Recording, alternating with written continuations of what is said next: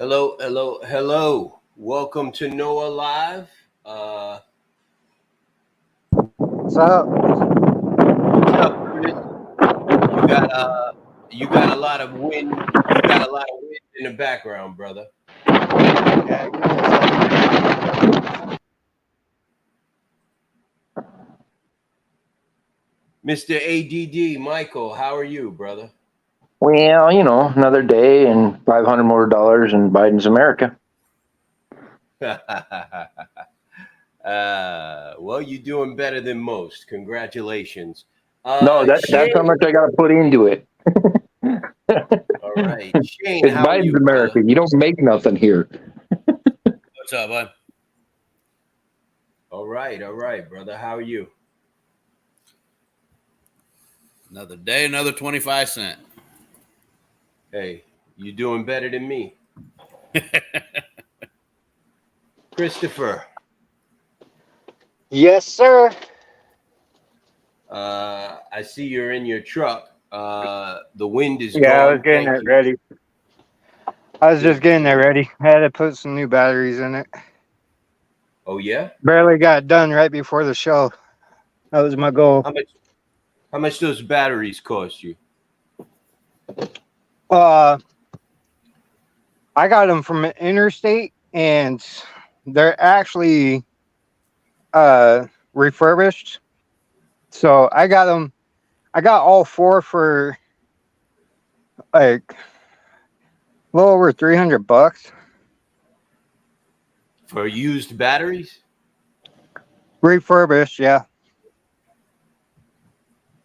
I got them for I believe $120 each, or $100 each, or something like that, at the parts department.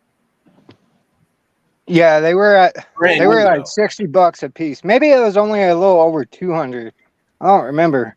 I bought them a couple months ago, Right. and I just Uh, barely put them in. right. No, I got you. I want to, Michael, any news? We go around the room, I guess. Any news? I went and seen the Delicate Arch. You said, I'm sorry, what was that? I went and seen the Delicate Arch. Okay, that's great. Whatever that is. The Okay. arch the arch that's on the Utah license plate. Cool. It's called the Delicate Arch. It's a 5-mile hike. It was my wife's birthday. It was not my fun. Oh, you had a good time? I'll take that as a yes. Tell Jesse I said happy birthday. And I think we're supposed to be doing a show with her tomorrow.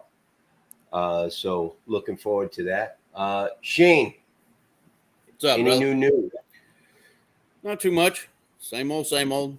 No, I hear you, brother. I hear you. You know what? Let's get right into it.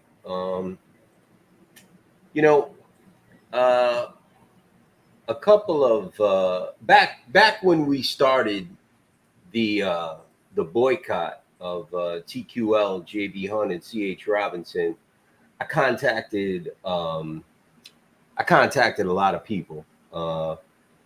Because I just wanted to make sure I had all my ducks lined up in a row and all my information correct before I actually went hard on all of these on these three freight brokers that I felt were just egregiously taking advantage of owner operators. You know what I mean? And I spoke with a lot of people, and one of the people that I spoke to first was a lawyer. He's actually a professor of law. He's retired now, but he practiced transportation law back in the 80s and the 90s and the early 2000s, and he's retired now. It's a guy named Jeffrey Kinsler. I forget which state he's in, but we did speak, and he gave me a lot of advice, and he steered me in the right direction. The thing I found interesting about Mr. Kinsler was he actually took a large freight broker to court back in the 90s, and he won.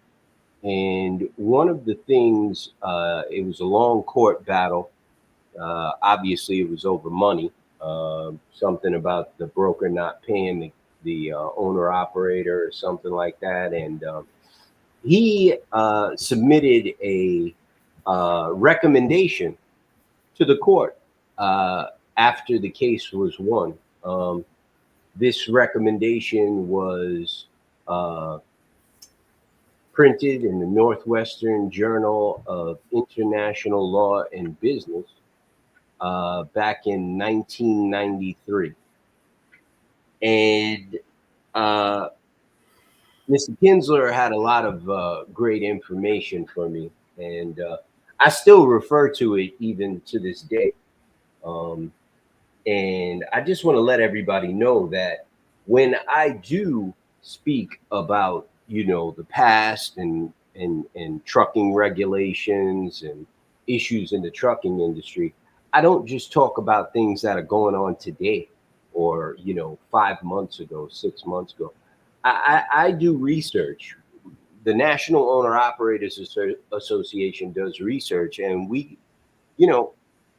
make sure we fact check everything, and we go back and we speak to people that were on the ground and people that were invested in this a long time ago, and they have information, and we speak to them, and they support us. Jeffrey Kinsler supports the National Owner Operators Association. He's a wealth of information.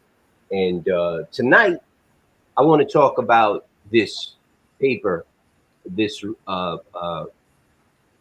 paper that Jeffrey Kinsler wrote back in 1993 after he won that court battle against that large freight broker for his client. And interesting enough, this paper went widespread distribution in 1994, and 2 years after that, Bill Clinton got rid of the ICC and just basically got rid of it, and that was the end of over 100 years of regulation with the ICC. So we're going to talk about. I'm going to spend time talking about that tonight, and whatever else you guys want to talk about. But Jeffrey Kinsler's information I want to get out there. So this is a report by Jeffrey Kinsler from back in 1993. You can find it at the Northwestern Journal of International Law and Business. You can Google it. It's called Motor Freight Brokers, A Tale of Federal Regulatory Pandemonium. All righty. So we're going to get into that. Go ahead, brother. Hey, John, how are you? I'm good, Mike. How you doing? I'm hanging in there. I was just letting everybody know what we're going to talk about tonight. This paper that came out in 1993 that Jeffrey Kinsler put out after he won his court battle with that freight broker. And this report in the Northwestern Journal of International Law and Business was basically the first round of suggestions for broker regulation that I could find after deregulation in 1980. And I actually had some conversations with Mr. Kinsler, and I want to talk about it tonight.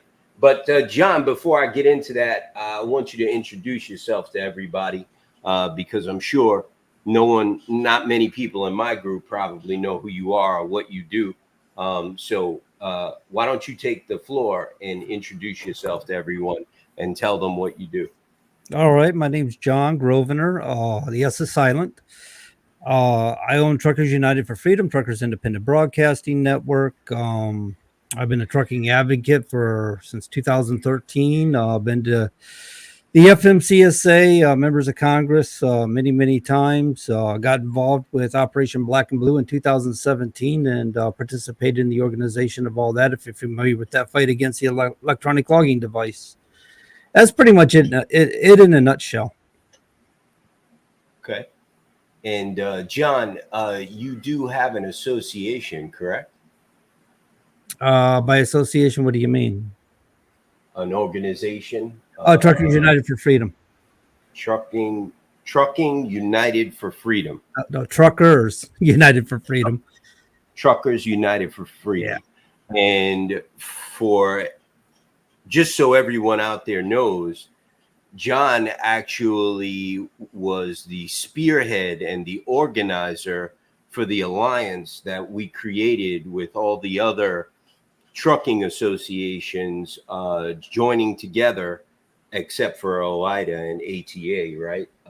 John was the spearhead and the organizer. He actually wrote the agreement, and he's the number one point of contact for the alliance.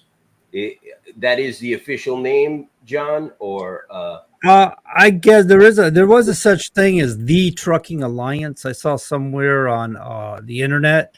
So I don't know if we call it Truckers United for Freedom's Truckers Alliance or we just call it the Alliance, and I'm just good with the Alliance, as long as we all know what we're talking about, that's what counts. I like it. Michael, your 2 cents, sir.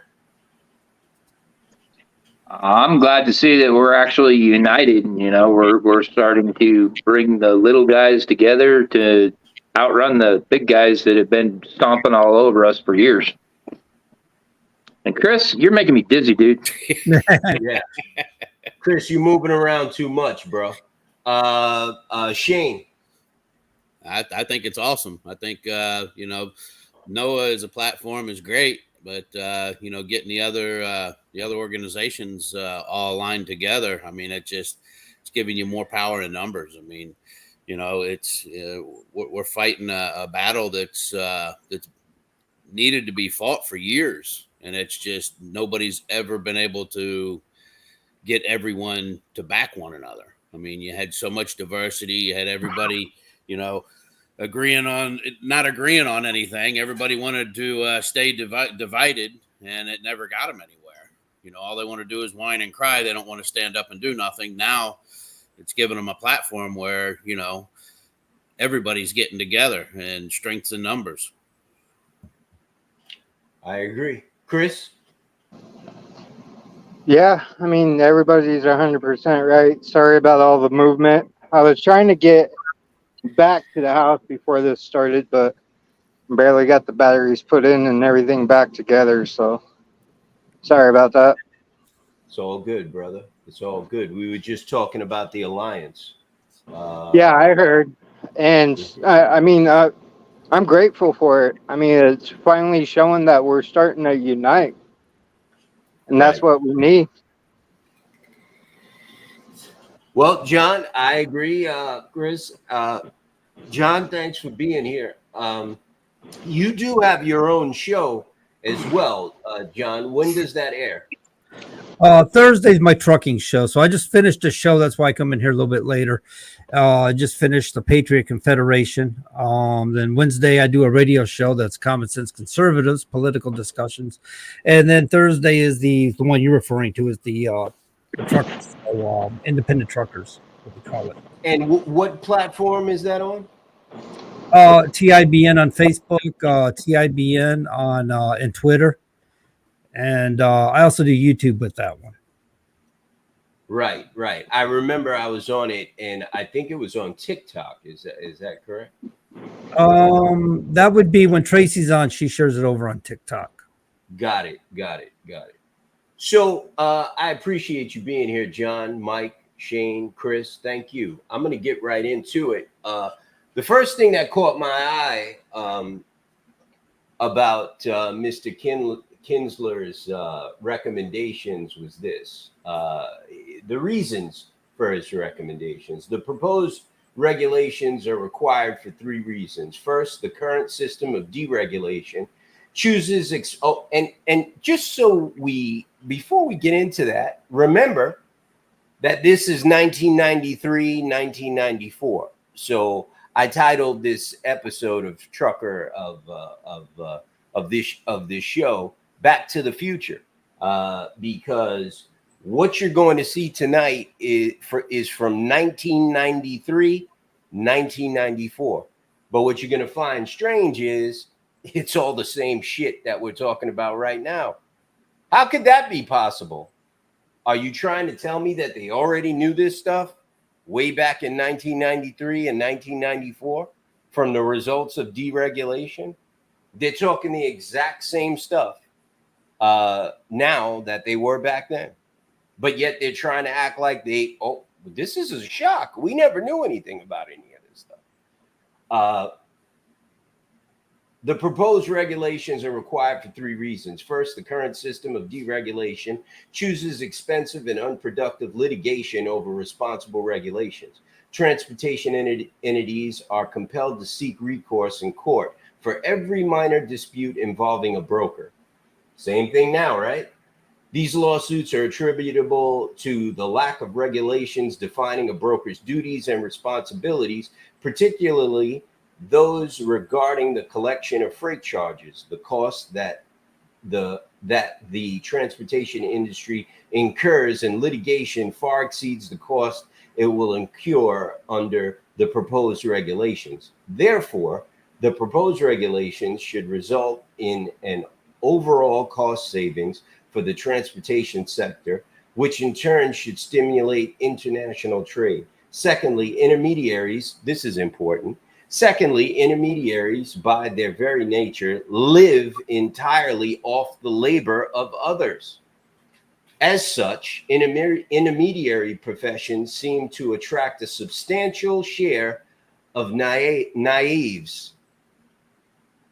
Because of the inherent problem in intermediaries who handle large sums of money for other parties, such as lawyers, stockbrokers, real estate brokers, and trustees, are heavily regulated. No one would advocate repealing this legislation. Freight brokers, like these other intermediaries, are in a position of responsibility which requires them to handle large sums of money for other parties. As a result, regulations are needed to govern their activities. So now, I was in the group the other day and I put up a post about stockbrokers being regulated and real estate brokers being regulated. And, I left it at that. And I got so much bile from people in the group about that post. But it's the truth. And it was the truth back in 1993 and 1994, and it's the truth now. There is no industry in this country that generates as much money as the transportation industry that is not regulated, fully regulated, especially intermediaries who handle that money. You understand what I'm saying? There is no industry in this country where intermediaries handle as much money as freight brokers and does not have the federal government breathing down their neck. I don't know of any. And all right, I'll go around the room. Mike, go ahead. Well, didn't that note say that they knew that they would need to be regulated? So, I mean, I don't know. I mean, rocket science here or something, but shouldn't they have regulated them? I don't know. I think so. I mean, I don't think the issue here is whether they should or shouldn't have regulated them. I think everyone, well, pretty much everyone except freight brokers know that they should have been regulated. But I think the issue here is why weren't they regulated, right? Why regulate them when you can take money from them all the time and fill your pockets? That's why. No, so my thought to that question is we used to have freight bureaus back in the day, and they quit freight bureaus up. They had it up until 2008, and they discontinued that. That went through the Surface Transportation Board. So they probably didn't feel the need to regulate brokers because we had freight bureaus at the time where two or more carriers can come together and determine rates and running lanes. But they had, like I said, they had to go through the Surface Transportation Board in order to do that, so they weren't violating antitrust laws. That's the exemption in the antitrust laws. When you look at the Federal Trade Commission, they're required to, as Mike was saying earlier about other trades and organizations or industries, are heavily regulated for deceptive and unfair practices. But transportation is exempt in that. Why? And my thoughts are because we had freight bureaus. I don't know why. I know when they created the Motor Carrier Act of 1980, the concept was to reduce the cost of shipping. But the problem is we're not reducing the cost of shipping because brokers are getting their money. They're just not sharing the wealth. Now, that's not to say things with brokerages aren't complicating too. And when I talk to brokers, I get feedback, or it's been a while since I've talked to any, but it's the feedback I get is we'll sit there and we'll bid on loads and we'll take loads. And when loads have to be delivered, we can't hold the loads. We have to get them shipped. And therefore we'll go into the red on a load in order to get that moved. So we got to go make it up on another load to get our balance, on the sheets. That's well and fine and stuff, but when I read the laws about what a brokerage is somebody who brings shippers and trucks together for the purpose of moving freight, and they do it for compensation. So how is it that if you're getting, say, $5,000 on this load and you're offering a truck $1,800, how is that compensation? What you're doing is you're trying to undercut the truck. Yep. You're not working for compensation. You're taking and trying to take the whole compensation and give off a certain percentage. See what I'm saying? John is totally right. It's Yep. borderline criminal, and what he just explained is a drop the mic, right? Like that is the sole reason why in every other intermediary job they're regulated. And take stockbrokers for a good example. Stockbrokers have more of an opportunity than any intermediary to do what John just described, because their customer is absolutely clueless about how the financial industry works. And a stockbroker can bury a customer in so much paper, they will never know that they sent that stockbroker $10,000 and he put 8,000 of it in his pocket. And that went on for decades. As a matter of fact, that went on so badly back in the 20s and the 30s, it caused the Great Depression. And it caused Roosevelt to revamp the entire securities industry and banking industry. So it's foolish to not regulate the freight industry. And I want to, John, I agree with you 150%. Shane, did you respond to what John just said, or would you like to? No, I mean, he's 100% right. I mean, they did the deregulation, and they basically, like you said, they wanted to make shipping costs more reasonable. But I mean, what they did is they afforded the broker. I mean, back before deregulation, the brokers were more transparent, and they were making minimal kickbacks off of a load, $100, $200 here or there. It wasn't nothing like what you see now where they're, getting a $5,000 load and trying to post it for $1,800. It was almost like they were regulated a little more back before deregulation. And then it afforded them the ability to do whatever the hell they want to now. And, that's where everything's went awry. And then you got companies that are just, they've gotten so big, and, TQL, there's no reasoning, it's our way or the highway. You can't negotiate with them. They don't pay you. Contact our carrier relations team. You got a carrier out there that's owed some detention time. They take 2 weeks to answer an invoice sent to them requesting for some simple detention pay, 1 or 2 hours. These carriers they don't have the time to, a lot of your one truck operations, owner operator, they don't have the time to fight this stuff. So what's it do? It falls back in the lap of TQL. TQL collected it from their customer. I guarantee you they did. And they put it back in their pocket. So they're making money on that too. It's, hell, I've gotten in trouble for writing the CEOs of TQL. They said they were going to blackball me. I said, go ahead. I said, I'll keep sending them. I don't care. Yeah. I saw a post once where Ken Oaks asked his people to stop putting his email out there because he's getting too many complaints sent to him. I let him up. They told me if I was emailing him anymore, they wouldn't work with us. Right. Chris? I mean, John's 100% right. And I mean, even back in 93, 94, when that letter was written, I mean, they were having issues back then with rates. Chris, I'm gonna bust your head right now. All of you. I'm gonna bust heads right now. Watch this. Your head's gonna explode. Read this. Although freight brokers have existed since the 1920s, a vast majority of currently licensed brokers are new to the business.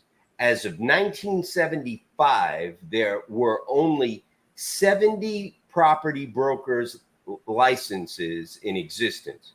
Of those holding licenses, as few as 5 were active in the brokerage industry. As a result of deregulation, the brokerage industry grew by leaps and bounds between 1978 and 1992. By 1992, there were 11,000 licensed brokers, of which an estimated 7,000 were active. The number of brokers is estimated to exceed 15,000 by 1994, but it is difficult to make an accurate estimate given the high level of attrition in the industry. Here's what got me when I spoke to him. There were only 5 active freight brokers a year before deregulation. There was a little bit more. There was 12. There was about 12 active freight brokers 2 years before deregulation, because the first thing they did with deregulation was in 1977, I believe, or 1978, they threw a feeler out there. The Carter administration threw a feeler out there. They wanted to see if deregulation would be a hit.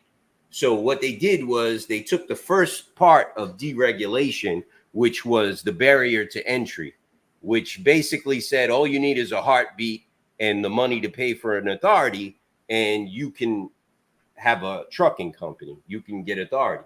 So 2 years before, or 3 years before the act was signed, they put an announcement out there. They said, come one, come all, hear ye, hear ye. If you want to be a trucker, apply for authority and we'll approve you. So a year before that announcement, less than 5,000 people applied for freight authority, and they approved probably less than 20%, I think the number is. The year they made that announcement, they got 77,000 applications for new authorities, and they approved almost all of them. That was the key. That was the key that they were looking for. That's what they wanted to see, if it was going to be a hit, and it was. And 2 years later, he signed the Motor Carrier Act of 1980. So he lowered the barrier to entry part of the Motor Carrier Act of 1980. He did that first. And while he was doing that, over the next couple of years, he took a page from Gerald Ford's playbook. Believe it or not, Gerald Ford wasn't a total idiot like everyone thinks. Gerald Ford had the idea of using the regulators to pitch deregulation. He didn't get a chance to finish it, but Carter took the ball and he removed the head of the ICC and put in his own shill. And he told them, if you don't do what I tell you, you won't be head of the ICC. So go back to your people at the ICC and start selling deregulation. And that's exactly what he did.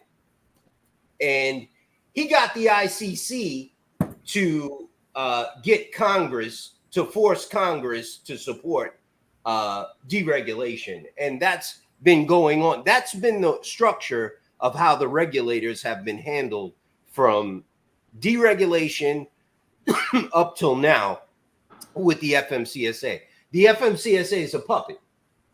They do whatever the administration tells them. Of course, you don't know that. You think they're free-thinking people, but they're not. They do whatever Congress and whatever the administration tells them to do. And they word it to make it look like it's their idea. But that's not how it works. It didn't work back in 1980. It didn't work in 1986 when Ronald Reagan finished getting rid of all of the laws regulating brokers. It didn't work in 1995 when Clinton got rid of the ICC completely. And it's not working right now with the FMCSA. The FMCSA is a puppet. They do whatever Congress tells them to do. So that's been the standard operating procedure since 1980. They figured out that if they can control the regulators, they can do pretty much whatever they want. And that's what they've been doing for 43 years. So in order to understand that, I had to speak to Jeffrey Kinsler, a lot of other people that know more about this subject than me. And they realized that, you know, they're not going to say it publicly, but they realize that this is a big sham and we're all being played and we should fight back. In any case, I'll put that back on the screen so you could see that. That was the amount of freight brokers before deregulation and up until 1992. Comments. I'll start with you, John.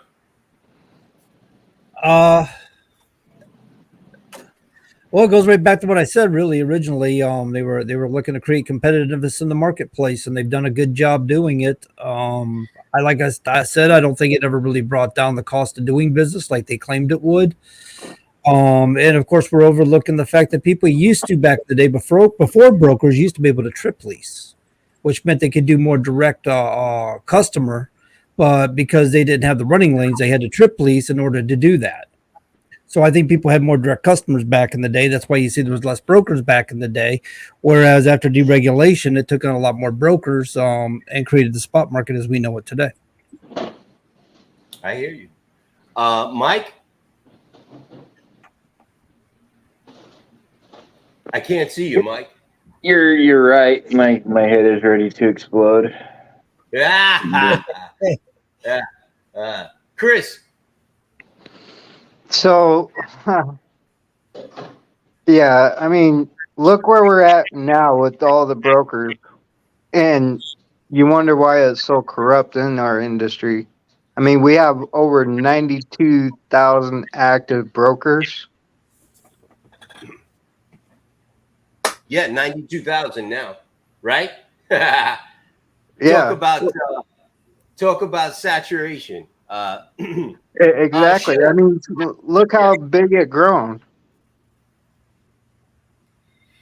Well, I'm going to bust your head on that one or with the next one. Shane, go ahead, brother. Yeah, man, it just shows you that it actually did exactly. I mean, like John was saying, it did exactly what it wasn't supposed to do. I mean, freight costs haven't went down at all. If anything, they've increased, because you have so many people reaching in, taking out.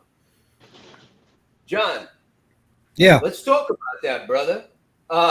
Okay. So we get the big idea, right? We're going to deregulate everyone, psych, only brokers.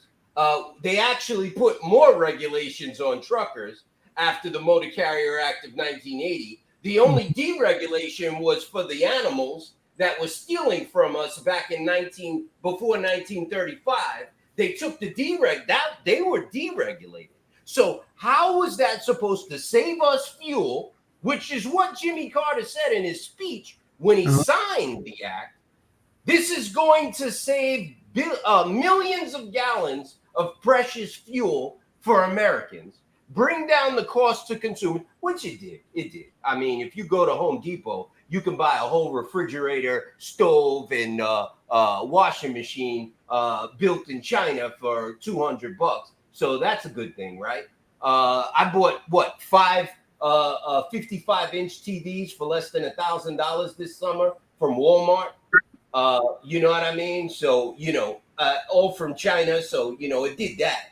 But outside of that, it didn't do anything that it was supposed to do, which was the intended effect. And that's the basis of the show tomorrow.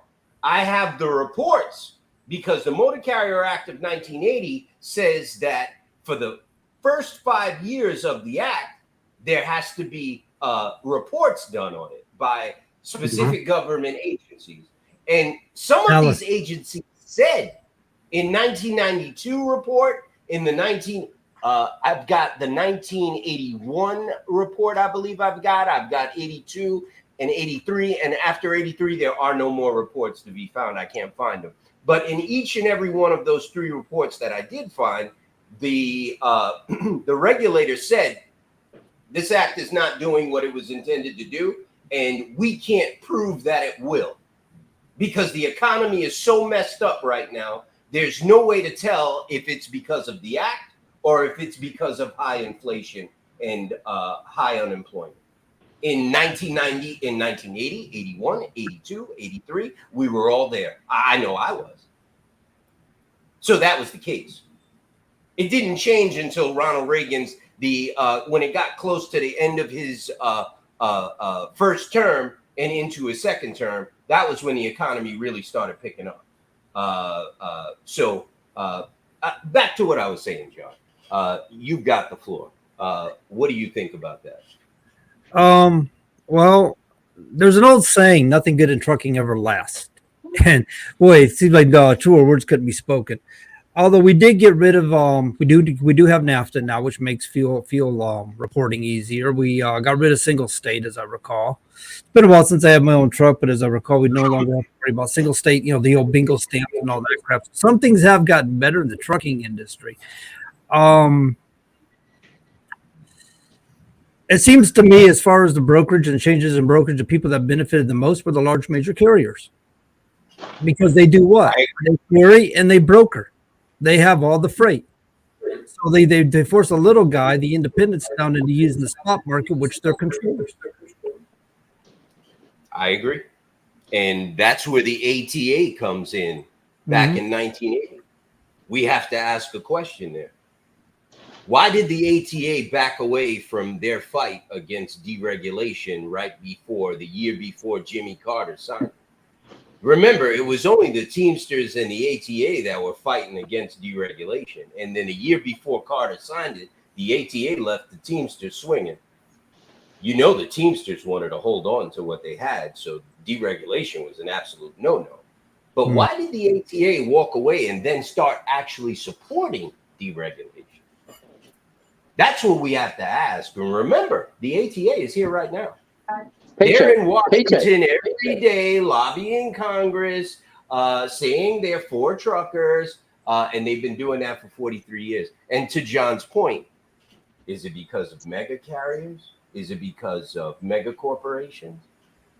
I don't know, but that's a question we have to ask. Someone put a post in the group earlier about that fraud with the ATA and OIDA, but I ain't gonna touch that. Michael, is your head still hot? Just charge it. Oh, am I turning red yet? Yeah, you look a little pink, bro. Chris, go ahead. We all know the mega carriers and the mega corporations. They're corrupt. They got their hands in government's pockets. We can't prove it, but I mean, We're working Most on of us, yeah, we're working on getting the proof for it, and most Uh, of us, yeah, most of us all right. have known for a very long time. Shane, go ahead. And it just goes along with the rest. I mean, it's the megas are killing it for everybody. Mega brokers, mega carriers. It's too much unethical business practices. By people who say they have our best interest at heart. Oh, I yeah. believe. If you were there before deregulation and you've been there every year after, saying that you are supporting truckers, you have to answer some questions now. Nobody's held You them need to accountable. answer some questions. Nobody's ever held them accountable. Noah You know? is. Noah No, is. that's what I'm saying. But until Noah, nobody's held them accountable. They go up there, they do their dog and pony show, and again they justify their existence, kind of like OIDA, and I mean they say that what they're doing to kind of pass it off on everybody, make it look like they're doing something for them, but they haven't. I mean, what have they ever accomplished? Name one thing that they've accomplished to benefit the independent truckers. I would like to point out one thing about in regard to since you put a shot across their bow. Not that I'm coming to their defense, but I just want truck drivers to think about this for a second as I am attempting to build a grassroots group for the Alliance. And I've seen OIDA put out call to action after call to action. And how many people answer that? How many people called their congressman as they were asked? How many people contacted the FMC as they were asked? How many people make comments in the comment periods even know what the Federal Register is? And it's very important for us to educate ourselves and be actively involved, because if we're not willing to make those comments, we're not able to bring forth information and become more of a solidified force against the ATA or against the FMCSA or what it is that we disagree with. So we have to get involved. We have to be, every one of us. I see a hand up. I better give up the floor. Hold on, Michael. I want to comment. I want to grab on to what John just said, because he's totally right. I am not going to totally smash OIDA on that point that he's totally right, John. I'll leave it at that. You have to get involved. And OIDA does put out those calls to action. I spoke to Todd about that, and Todd Spencer at OIDA, and he basically requested that I put the word out there that people get involved. And he did. John is totally right on that point. We lost Mike, so we'll get back to him when he comes back. We have a comment here from someone who's watching or listening. It's a loophole the brokers have exploited. Agreed. It is how they're profiting into billions. Agreed. It's what they want to call rate intrusion. Ha ha! I'm glad they brought that up. That's a new one. We got to contact Webster's for that one. They have to include that next year in Webster's dictionary. Rate intrusion. I'm still trying to figure out what that means. What they're doing is crippling the economy in various ways: insurance, business, going out of business, the banking industry, the strain on communities, the struggling families. All agree. 10,000% on every one of those points. I agree. Go ahead, Michael. This ain't third grade English. I was trying to raise my hand like I do on Twitter. It's my turn. Okay. Or Shaq. Anyway, I'm going to agree with him on that, but also, to add to that, has OIDA ever put out any kind of links or anything, or explained anything to anybody to try to get that done? Because I know we have. No, Mike, they do. I ain't gonna lie, they do. You can't blame them for people not taking the initiative to fight for their own industry. Like, you ain't that busy to, You know, like John said, you ain't that busy to go to the FMCSA website and leave a comment on something that you don't agree with. That's what associations like John's, NOAA, OIDA, that's what we're here for, to tell you, yo, they're coming after you. Get together. You need to go and do this. Like, I ain't gonna lie. Like, John is right on that point. You can't blame OIDA or any other association for you not taking the initiative and what do you call it? Making an investment in your own business. That's and exactly I find it. and I find it surprising because, listen, if you are a real estate broker, the only investment in your business is you. You know, a desk, a phone, some leads. Man, you driving, you bought $100 and something $1,000 truck. I mean, seriously, you spend more than these people do on tires. You understand? It's like you can't go to the FMCSA website and make a comment on speed limiters. Serious? I'm dealing with it right now. I'm begging people to write a letter to a congressman. You know, I'm hoping they are, but you know, like, I mean, this doesn't cost you any money. It's just send it to your congressman. You know? I see more people, Mike. I see more people that made that investment. They're trying to put that investment on TikTok. If you got time to make 15 TikTok videos a day, you got time to protect your investment by getting involved. I mean, because this is how the rich people do it.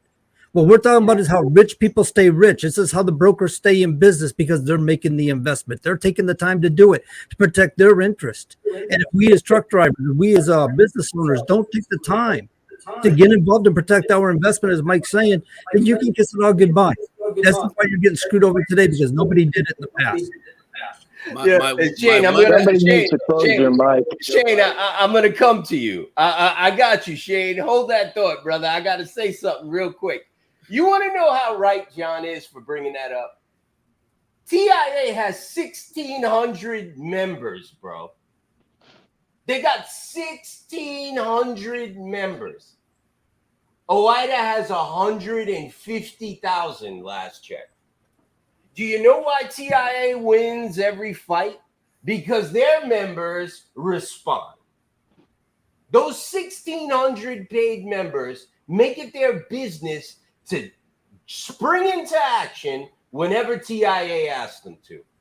If our members did that, we would get even better results, because everyone knows we're right.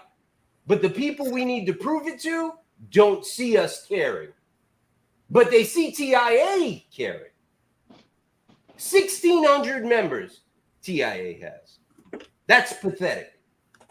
And they beat OIDA at every turn. They have more influence than OIDA in Washington. Go ahead, Shane. My disagreement there with what's being said about, you know, call to action and OIDA. You know, a couple years back, we had the Freedom Convoy. There was OIDA's opportunity to get out and start doing a major call to action, and they dropped the ball and didn't do a damn thing. They had the opportunity. The United States was looking at truckers left and right. They were on the forefront, and they had their opportunity to get out there and do a major call to action, and they did freaking squat. I agree. When you say Freedom Convoy, what are you talking about? You talking about the convoy across the U.S. here in 2022 or 2020? Yes. That was a political movement, not involving truckers at all. That wasn't about trucking issues, or. But it was the perfect opportunity for OIDA to get in, because the truckers were getting notoriety then, and they were on the world stage at that point. That's when OIDA should have stepped up and said, hey, listen, you know, all right, you're addressing these issues, because I don't agree with that whole convoy in the first place, because that was the first time we had a soapbox, and it got dropped right off. I mean, it was over silliness. You know, we had the opportunity to get out there and say something. You know, and nobody used that as a vehicle to get the word out there on these issues. It would have been nice. We got some heavy hitters. We got some heavy hitters making comments here. I want to give the people that are making comments a chance to get their comments responded to and questions when they put them up. I see a lack of regulations and enforcement on brokers as an open invitation for them to conduct themselves as they see fit. This is absolutely right, common sense. And I say that 100%. every time I walk into a senator, every time I have a meeting with a senator or a congressman, this is one of the first things I say. And I finish it off with, what are you thinking? What are you thinking? Like, what is this? It has enabled them to create an environment that fosters fraud. You know what? Once again, mic drop. If you have no regulations, what's to stop you from stealing? What's to stop you from taking 70% out of that loan? If there's no regulations, what's to stop you? Price gouging, price fixing, predatory practices, theft, the lack of regulations that apply to them, and the lack of enforcement will eventually collapse the industry, exactly as you see in the banks when the regulations were relaxed with them. Yep. I'm sorry, I got to touch on that last point. That's exactly what happened when Clinton got caught and was about to get impeached, and he got rid of Sarbanes-Oxley. He got rid of it, and George Bush came in the office. They did all of that garbage in the financial markets. And the next thing you know, when Barack Obama was coming in, here we go, the second Great Depression. Yep. Because this is what happens when you have no regulations and you have animals in an industry. Okay? That point right there, exactly what you've seen in the banks when the regulations were relaxed with them. That is it right there. That is the key. If you are in an industry where you are dealing with as much money as brokers are dealing with, it's just everything to not have one regulation on a broker. Go ahead, John. You're a special guest. You get to respond first, sir, to that comment. Yeah, I think you nailed it. I don't know how to top that one. I think you pretty much covered that really well. You're right. That Great Recession happened in 2007, the end of 2007 going to 2008, just before Obama took office. It was still under George Bush. But it was a lack of regulation in the banking industry. It led to predatory leasing and or lending, and it created a collapse in the economy. Of course, you got to realize our economy runs in 10-year, 12-year cycles, right? So we're going to have these collapses every 10 years. It just shouldn't have been that bad. But because they kept sustaining it due to the housing market bubble, it really went bad. Michael. Yeah. Michael, I know you look like Kid Rock, and that's the reason why we like having you on the show. But I need you to, I need you to comment on. Need me a comment? Yeah, I think the comment is, from back in the day, we were supposed to be, we were supposed to be having these brokers go find more loads and not take more money out of the load. Is that close enough to Kid Rock for you? Yeah, you look like you look like Miss Daisy. I feel like Morgan Freeman. Right.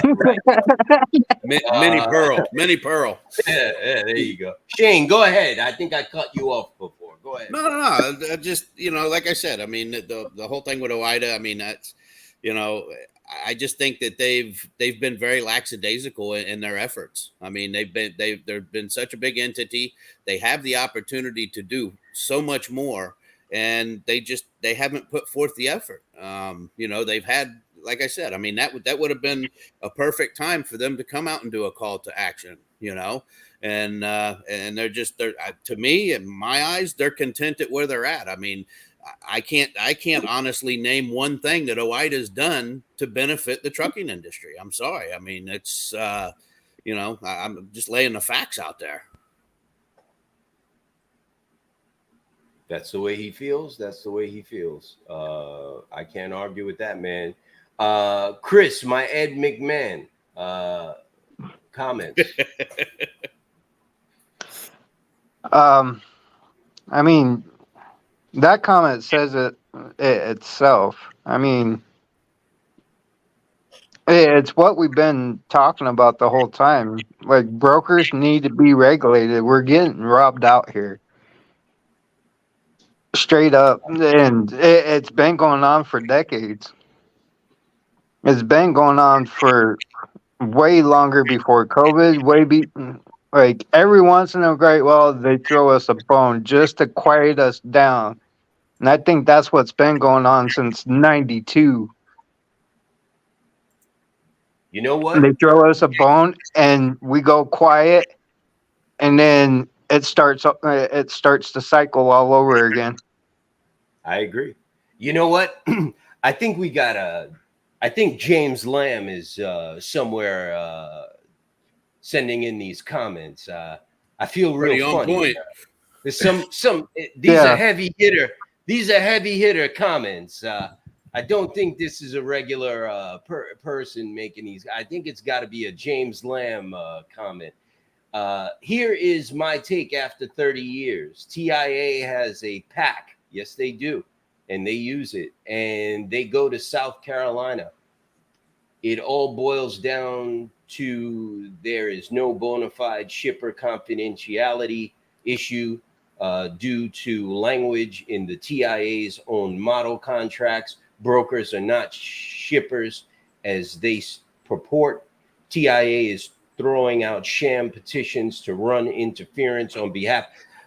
That is 100% true. Yep. That is 10,000% true. I don't know who put this post up here, and I got to figure out how to work this thing because I need to find out who's doing these things because I can't tell, but I can read them. On behalf of TQL, which nullifies their Nor Pennington doctoring free speech rights to lobby. They are aiding and abetting their members' evasion of regulation through contractual violations in violation of, and he's got more, but it didn't come through. That's definitely James Lamb. Hey, James, how you doing, brother? Next time, come on the show, say it in person. Yeah. That's a he lawyer. actually posted some of that up in the group earlier. Right. That's either him or some other lawyer. But I'll tell you, that's 100% correct. And that right there speaks to that little section where you sign away your rights on the when you sign up to carry loads for a broker. And TIA is protecting TQL's right to keep that in their contract. John, you want to touch on that? I don't know. I can't really elaborate a whole lot on that one. James would know a hell of a lot more about it than I would. No, that's fine. Mike, I know you know about that little addendum there in that contract when you sign up with the brokers and they tell you that you don't have the right to transparency and you waive your right to it. Yeah, usually they hide it somewhere in the packet. You won't see it immediately. It doesn't say exactly those words, but yeah, it's in every single packet that you waive the right to your legal rights. But yeah, I mean, again, like I said, I think half the problem is broker's job was to go get more loads, not take more money off of each load. And they've just gotten lazy to where, well, I've got 10 loads, so I'll just take 70% of the 10 loads, and then I can make my BMW payment. Who cares that nobody can afford to run it? But that's just me. I agree. Deregulation, this is cut off a little bit. The industry has been inundated with undercapitalized, fly-by-night brokers who are preying on unsuspecting carriers and shippers. While the strict entry controls of the 1935 Act stifled the brokerage industry's development, the eased entry controls of the 1980 Act resulted in higher prices, financial instability, protracted litigation, and an increase in bankruptcies. Due to this regulatory pandemonium, brokers present an exemplary microcosm of the intrinsic struggle between the forces of regulation and deregulation. The lack of financial certainty in the brokerage industry has harmed domestic and international shippers alike. Disreputable brokers whose only goal is to make a quick dollar have taken a toll on both imports and exports. Brokers abuse the cost U.S. shippers and brokers abuse cost U.S. shippers and carriers millions of dollars, but more importantly, broker abuse beginning to adversely affect international trade. U.S. manufacturers who export goods overseas, for instance, have been forced to pay twice. I'm not going to touch on that because this is all from 1993, 1994, but you could read it on your own. The broker misconduct is especially destructive in international market. Brokers typically arrange transfer, blah, blah, blah, blah. So you could see that all of this stuff here, bankruptcies, increased prices for shippers, just the fraud, all of this stuff was very well known back in 1993 and 1994. The same stuff that we're talking about now, we're repeating once again back here in 2003. They were talking about it all back then in 1993 and 1994. It's just exaggerated a lot more now. It's given them the brokers have had the opportunity to capitalize on the situation more. Nope. Go ahead, Well, Chris. they've got the TIA to parrot, their bullshit, to be, just blunt about it. I agree. Oh, I think it's more because TIA's always been behind the brokers. They just started getting more power after, 92, 93. But I mean, TQL is not the only one that actually makes us sign over our rights. About half of the carriers that I set up with, they have that in their clause. Just about every one of the larger brokers. Yeah. TQL, CH Robinson, JB Hunt, Coyote. I believe Coyote has it in theirs.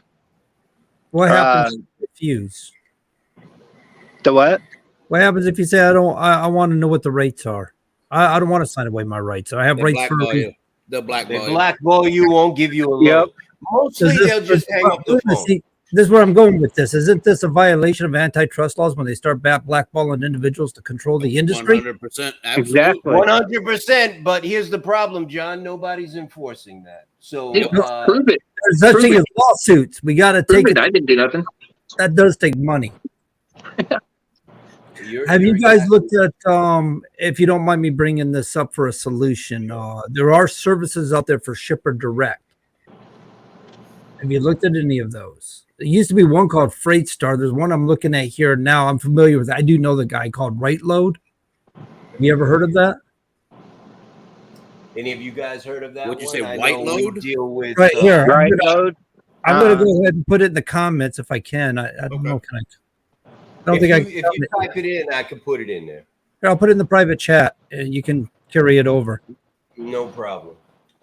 We got. But Matthew Kane owns Right Load, and what that is Shipper Direct service.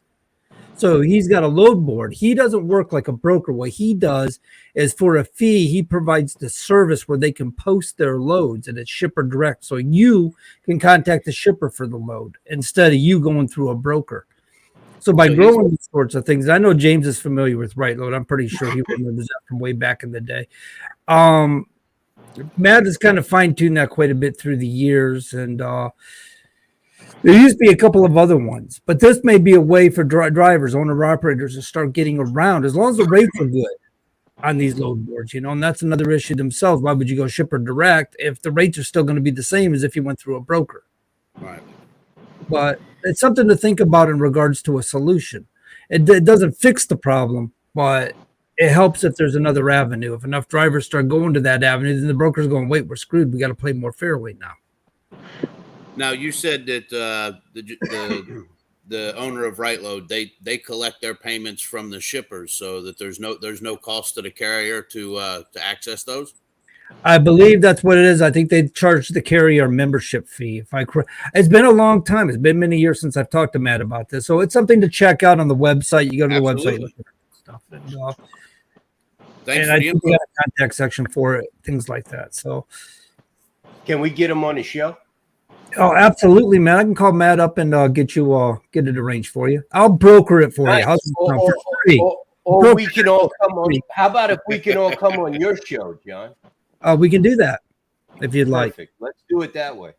And you know what, the thing about UC StreamYard right here says I can stream this to my audience, and you can do the same thing on my show. So we'll get the reach. Absolutely. Let's get to this comment here. It affects the consumers as well for prices. Shit always rolls downhill, right? We're raising prices of our items due to cost of fuel and shipping. Interesting that carriers don't see this increase. The buck stops with the brokers. Exactly. Look, that's the way it should be. But as long as you got people willing to accept loads for $1, brokers ain't gonna listen to you. They're just gonna keep buying brand new Range Rovers every year. Chris, comment, bro.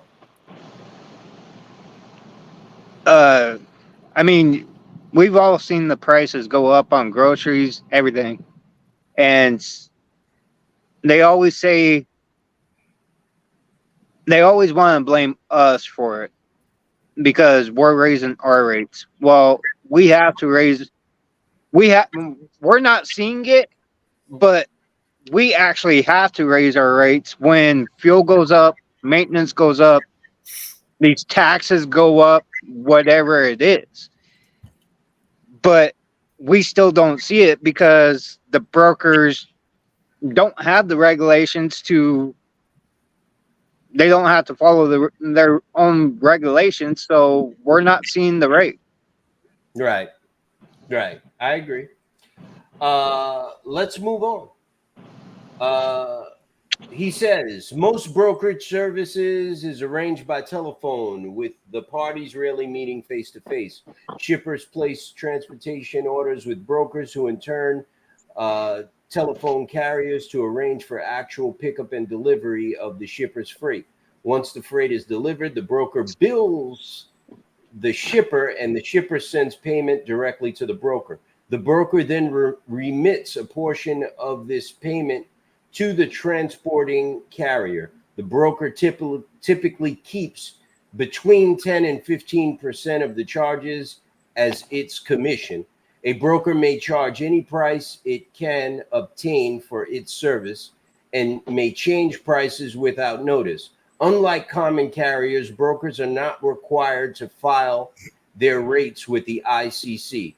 A reputable brokerage industry would have unlimited potential in the transportation industry. Unfortunately, it is all too easy for crooked or seriously undercapitalized intermediaries to take advantage of the current deregulated marketplace to the detriment of carriers. Shippers and dishonest brokers. Brokers as a whole remain a shadowy element in the transportation sector. There must be laws in the marketplace to establish the stability necessary for competition to be fostered and encouraged. That was a mouthful, but I agree with it. Anyone want to comment on that? Well, look back a couple years ago when C.H. Robinson, they got caught with their hand in the till, basically, when they were going to the farmers, telling the farmers that the carriers were demanding a higher rate. And then they went back to the carriers and told the carriers that the farmers refused to pay what the old rate was, and they had to take a hit on it. And they got caught in that and got caught in a class action lawsuit on it. Perfect example of what they're talking about. I agree. John, you got the floor, bro. Well, we kind of this kind of establishes everything we've been saying earlier. Basically, we've said all this at the beginning. is what you just read. Michael, stop walking around your garden. Comment. Can you hear me, Mike? My mic won't unmute, bro. It's all right. Why is it squealing? I don't know. But I want Anyway, to get to Go ahead. Go ahead. It's ridiculous that they don't have any regulation after they knew that they would need regulation. They showed in that very paragraph there that they knew that it was going to be a problem and they needed regulation. So it's beyond me why we're where we're at now. I mean, Mike, Congress dropped the ball. You must have that ESP thing. You read my mind because boom. Following the passage of the 1935 Act, the ICC moved slowly to adapt broker regulations.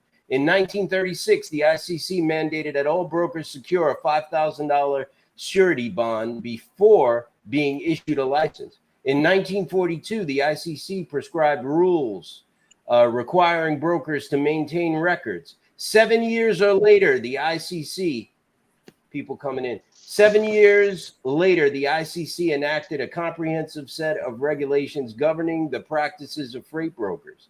These regulations define the terms brokers and brokerage services, required the maintenance of certain brokerage records, required brokers to utilize the service of licensed carriers, and prohibited brokers from collecting rebates. The 1935 Act made entry into the market not only difficult, but expensive. Those who acquired licenses, however, prospered during this period. Between 1935 and the late 1970s, brokers were protected from the forces of competition that virtually every other business had to deal with on a daily basis. All this was to change in the late 70s, first by an administrative action and then by legislative action. That was what we talked about earlier when they threw out the barrier to entry part first, and then they signed the Motor Carrier Act of 1980. Jamie, you there? Yeah, I'm here, brother. Okay. Michael, you there? Yeah, I'm here. We got another Michael in here, but I don't think he's there. I'm here. Hello? Okay, I'm ADD then. Hold on. Michael in compliance. Is that you? Yes, sir. Oh, wow. We got Michael from the compliance division here. John, you want to touch on that? Hold on, Michael. You see, John, here you could see that brokers from back in 1935. See, now I'm going even further back in the future, right? Now we're Michael J. Fox in it all the way back to the 1920s, right? Which led up to the Motor Carrier Act of 1935. They knew brokers were a problem for the country back then. So imagine having to come up with a $5,000 surety bond in 1935 in order to be a freight broker. What is that in 2023 money? You know what I mean? Like, that's impossible in 1935. People were paying 3 cents for a hamburger at McDonald's or wherever. It was impossible. They knew brokers were a problem back then, and they put these kinds of regulations on freight brokers back in 1935. They were like, we're not going to deal with this shit from these criminals. And they signed this into law, the Motor Carrier Act of 1980, to strangle them all out of the industry. And they stayed out of the industry until 1980. Go ahead, John. Well, I'm sitting here trying to find a rate calculator here on this. $111,000. That's what you already had it, huh? Yeah, it came out to $111,566.06. Well, then, John, that's what we're going to ask Congress to make brokers have a bond for on the minimum 100 and I think Shane said 111,566. Let's round up 112,000, which is still too low if you have a company like Surge going bankrupt and shafting people for 12 million. So that's just it. You got to factor in some other things and calculations. You can't just quite just do it based on inflation calculator. I don't think. I think you're right on that. No, they Hold should. on, They Chris. should have to. Hold on, please, everyone. John made a point, and I want him to expand on that. John, what do you suggest a good broker bond would be then? Well, I think you'd have to actually sit down and contemplate on that.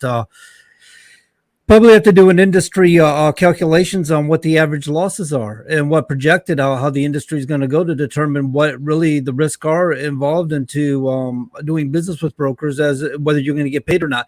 Plus, we also have to consider how many people are outside of this country doing business as brokers or involved in trucking that may be a risk for domestic truck drivers or domestic companies where they're untouchable. How are you going to sue a company in the Ukraine or Bosnia? Okay, how are you going to sue them for money they owe you? They can just shut the doors and you'll never hear from them again. That's one true. way you could. And one whose way fault you could is do that? the bond is do it as per the money amount that the broker is generating. For every $2 million, you do 100 or $500,000 bond, something like that. I mean, that would be honestly. I mean, that would be probably the only way that it would be able to go. But Shane, in order to do that, you got to audit them. Well, that's part of the regulations need to be put forth on a broker. Mike, what are you nodding your head for? What? Go ahead. What?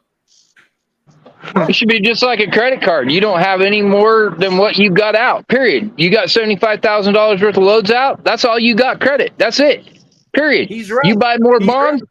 That's it. I don't get to, I have to pay my fuel bill at the end of the week. Period. They don't give me no more fuel. Yeah, but that's like saying insurance companies, you know what I mean?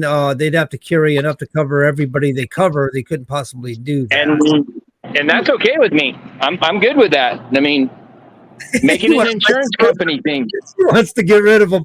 Down with the spot. Now Mark. let's make them go get some insurance. Yeah. I mean, I got to put insurance on my truck. I'm responsible for the load. Hell, at this point in time, I'm responsible if the guy unloading my truck gets hurt. I have to carry that insurance. Well, Mike, this guy, Michael Kinsler, makes that suggestion also. He says brokers should have to go get insurance policies and be responsible for the load.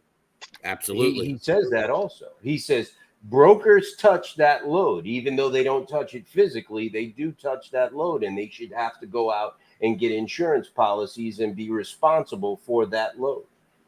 Truth be told, with as much check-in calls and things that these brokers are requiring, by doing that, they're accepting responsibility of that load. They're actually taking ownership of that load and controlling the carrier, which puts them at more of a responsible party of that load in itself. They're not just, oh, it's not my load anymore, I'm done, No, with all those required check calls and all this tracking and stuff, that opens up a complete different liability for the responsibility of that load. I think. And what about this? Yeah, go ahead, John. You just opened the door for a whole new discussion. Since when do we let somebody else dictate our rates? Well, since when as businesses do we not charge accessorial charges? If you have to do all those check calls, you should get paid for that. You're providing work. Absolutely. They're waking you up in the middle of the night when they know you're working on an ELD and you got to take a break. That's supposed to be illegal. Yeah, right. Like, come on. Chris, Chris, and they have the tracking on you too. They have the tracking on you, but then they got a team of people that got to justify their existence that are just making ridiculous amounts of phone calls every 15, 20 minutes. Your carriers are getting a phone call. Which I find funny because you take a company like TQL, they got a whole department of stupid kids making phone calls to people trying to sleep in their trucks in the middle of the night. They have them on tracking already. I was told to make this phone call, so I'm calling to find out if you're gonna make your delivery. Are you on location? No, I'm sleeping. Why are you calling me right now? You know what I mean? They pay these people to do that, but they can't pay you what you're supposed to get paid to haul this freight. Chris, go ahead. You had your hand up. Yeah, Mike already covered it. ADD already said it. Mike, go ahead. Mike, compliance. Hello. Yeah, Mike, we could hear you. Go ahead, chime in. Hey, Mike. Nah, you guys are preaching to the choir. Honestly, the check calls, all this shit. Yeah. It's ridiculous. This whole topic is what I honestly not much to say, man. This whole topic it gets me a little bit frustrated. The check calls, TQO hiring the 17-year-old and putting them like hounds, calling the drivers, all this shit. Ridiculous. I agree. You guys are hitting it right Jamie, on the money, honestly. So how Thank many you, of Mike. us here? How many of us here sat down today and wrote this congressman over there, this Connor? I didn't send one to Connor. I sent one to Schumer. I sent one to Connor. Who's that dude's name? Mark. Starts with an M. The one that said they had to consider TIA as far as. Marino or something. Yeah. I wrote him one. Mark Molino. I apologize. He's from New York. I have to accept responsibility for that Oh idiot. my! I just hit a traffic jam.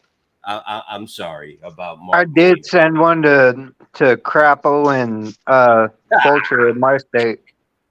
Yo, that guy's gonna knock on your door, Chris. He's gonna be like, "Hello, I don't is give a Chris here?" shit. Yeah, I'm Chris. My name is Crapo, not Crapo. Crapo. Look, when you send these people emails and call them and write them, they don't know that you're not in their district. I'm just saying. That's true. Well, it depends. As in a way, you can go to DC and represent an industry of people, right? But as an individual, you go to your representative. But you can speak to people outside of your district as long as they're willing to entertain you. And I was going to call that Mike, whatever, in New York, and I was going to talk to him, but he had his interns answering the phone today. Yeah. I ended up getting busy after the space. You can call him tomorrow. John, Blake put this excerpt in for the contract that we're talking about. This is it from the part where you waive your right to transparency. So I'm not going to read that. I'll just leave that on the screen. Jamie, did we lose you, bro? No, I'm here, man. I'm just bitching because I'm in a traffic jam. I don't know if somebody had a wreck. I'm in the mountains, the real hilly part right here in Birmingham, Alabama, and traffic stop. I'm 79,680, and I've been had to pull these hills in probably fifth gear. No momentum, brother. I got you.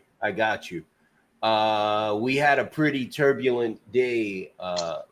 We had a pretty turbulent Twitter space today. I thought it was good. Yeah. Yeah. You want to talk about that while I look over these notes? Dude, we keep drilling down on it. You know, they own the data apparatus, man, and that's something that we have got to do something about. I feel like we've made a lot of progress. I mean, I've been drilling these people for a long time. I've been poking the bear, and I got them to open up, and that's the way I do it. And that's the same thing I'm doing right now with TIA. I'm poking the bear. You know what I mean? Got you. Eventually, Jamie, though, an article I seen about Freight Waves and how they're collecting their information now. They changed 3 parts of it. I don't know what they changed. I haven't read it yet. I've been busy all day and I had to catch a nap because I'm gonna have to run late tonight. I haven't had a chance to go read it, but my understanding is that they changed since all this has happened and all this has come out. Well, and not only that done the same thing. They closed their stuff down, and for a couple of days, the analytics was down during the brake safety week. The point's getting across that we're tired of being manipulated by this false and misleading data that's on contract freight and mega carriers when it don't represent us. It's a major problem in the industry, man. When you got 300 carriers out of 1 million carriers that they're using data from, 300 is not even 1% of the total, and they're using data from pretty much strictly mega carriers and mega brokers. And it's what, I mean, they're talking about a race to the bottom. They're lowering the rates, but I got to thinking about it, and they keep throwing this out there, race to the bottom. It's going to be a race to the bottom, race to the bottom. And I think I finally figured out what they're talking about. They're not talking about on the carrier side, brother, because we're already at the bottom. They're talking about on the broker side, because when the shippers see what they're paying these trucks, the shippers are going to cut them out. They're going to say, no, I ain't paying you that much money when you ain't giving it to the truck. So that's where the race to the bottom is going to be. It makes sense now what they've been saying. And what Rutherford's been preaching, a race to the bottom, race to the bottom.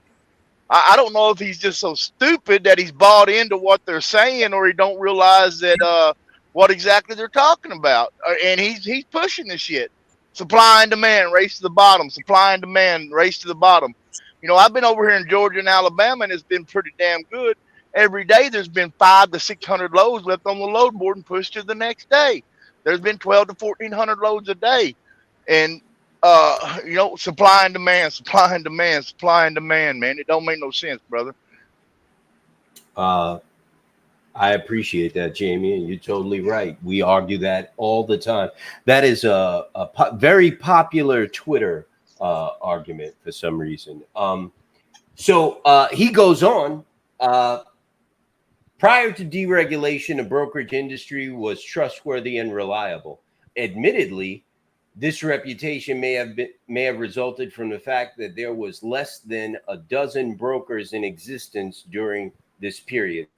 Deregulation, however, has changed the public's image of freight brokers. There is now a black cloud hanging over the brokerage industry.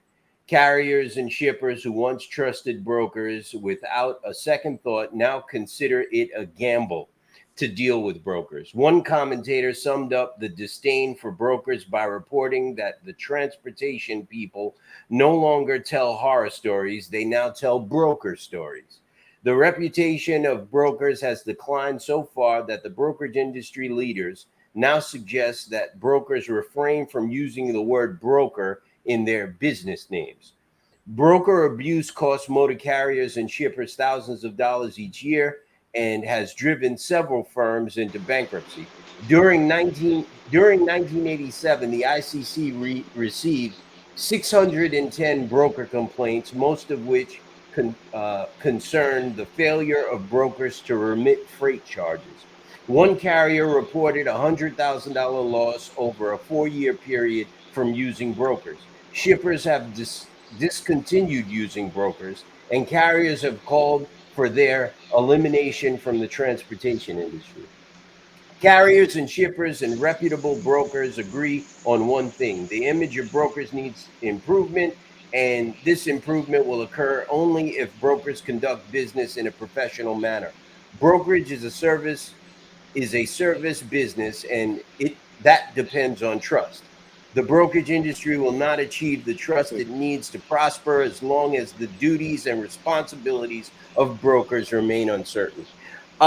There's a lot here in these 4 paragraphs that relates to what's going on today with the brokerage industry. And remember, this man wrote this in 1993. Now imagine that.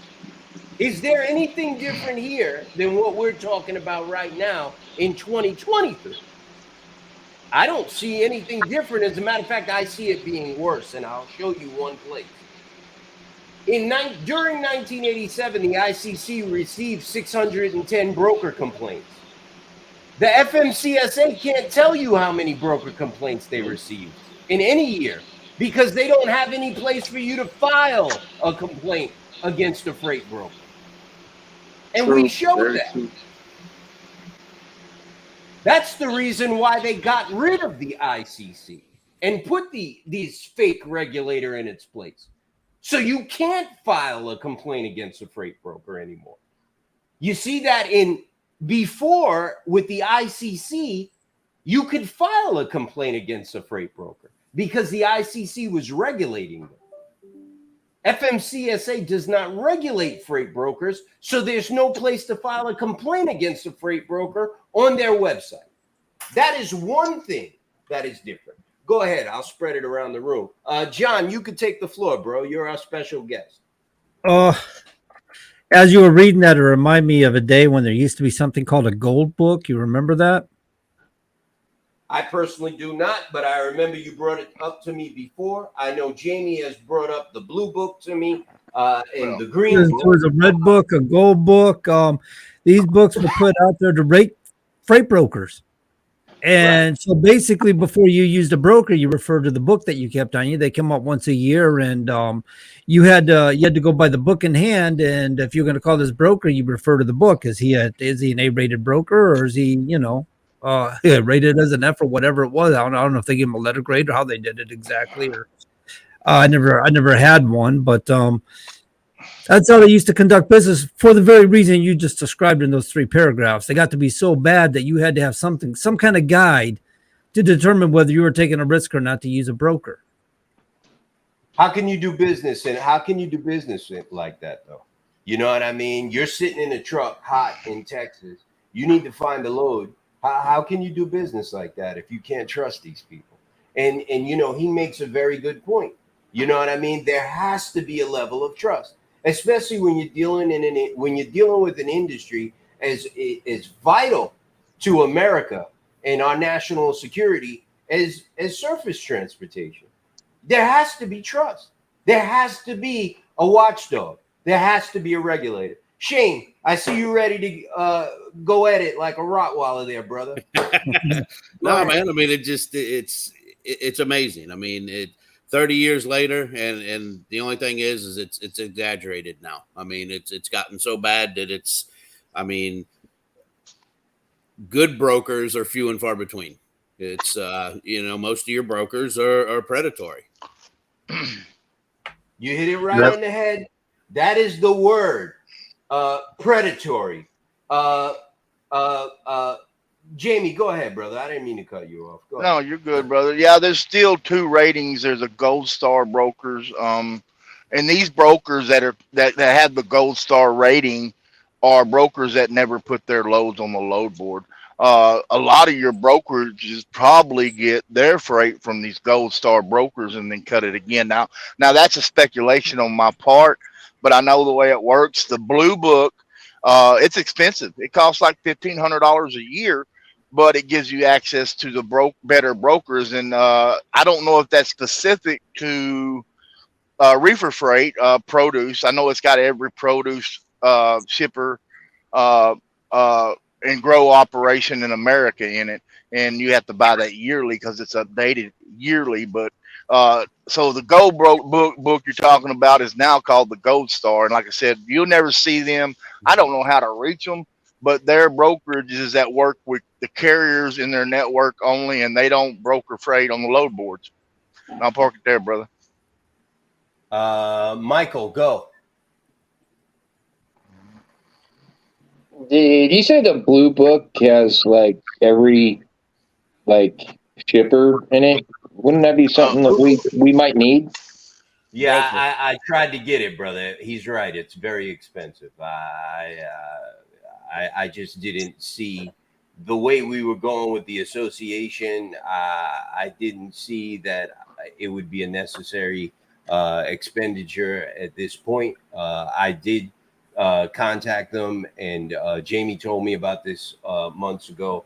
And yes, but it is expensive. I might actually want to know how to get a hold of that, because I might just front the money up for that just so we can put it into our brokerage program and get a hold of some of these boys. Brother, you can contact Jamie after the show and he'll give you all the information. Chris, go ahead. So what I've noticed is, referring to what Jamie was talking about, the Gold Star and the Blue Book, like, well, John brought it up first, yeah, and then Jamie expanded on it with the other. Well, I'm expanding a little bit more on Jamie's. So, they don't use a load board hardly. You barely catch them on there because they only use the carriers that's in their network. Because I actually got one for produce out in the East Coast. And I just, it just so happened that he had to go out of his network, and that's how I ended up getting in. Got you. Michael, are you back? Y'all, let me tell y'all something, man. It is humid as hell in Alabama, man. It's been storming. This hurricane is upon us down in Florida. Y'all pray for them people, man. Absolutely. I'm headed down to Albany, Georgia, in southern Georgia. So Yes, I am back, Mike. Oh, okay. Thank you, Michael. Just hang in there. We want to get to you. I want you to talk about what you do for the association and the services that you provide. We had a big show planned for today, and I want to get through some of this content. So here's the next thing he brought up. Technically, the 1980 Act did not deregulate the trucking industry, but re-regulated it. It represented a sort of middle ground between continuing the regulation of the previous 45 years on the one hand and total deregulation on the other hand. Because the trucking industry fought deregulation so bitterly, the final version of the 1980 Act was considerably softened. There remained a greater degree of regulation over trucking than existed for any industry of comparable size. And that right there is an important point. In a practical sense, however, the brokerage industry was completely deregulated. The 1980 Act codified the relaxed entry controls that the ICC had formulated in 1978, which was the point I brought up before Carter actually signed it. In 1978, he threw that little hook out there to see who would bite, and 77,000 people bit. That was before the actual act was signed. The ease of entry, coupled with the commission's laissez-faire policies, caused many brokerage applicants to escape serious scrutiny. Posting a $10,000 bond and securing service agents are the only remaining prerequisites to acquiring a brokerage license. During the 1980s, the ICC became a politically administered agency bent on promoting free enterprise. Despite strong warnings from Congress and the courts, the commission has repeatedly disregarded the few brokerage laws still on the books after the 1980 Act. With the support of the White House, the ICC continued its program of administrative deregulation throughout the 1980s. Remember that Ronald Reagan signed the Surface Transportation Intermediaries Deregulation Act in 1986. So that was the end of any rules governing brokers in 1986. After 1986, there was absolutely no rules for brokers. Ronald Reagan finished it all. Any comments on this? John, you got the floor, brother. So Go ahead, Jamie. So what you're saying is, up until the ICC was disbanded, there was actually enforcement on brokers, but now there's not. Yeah, Jamie, you missed half the show.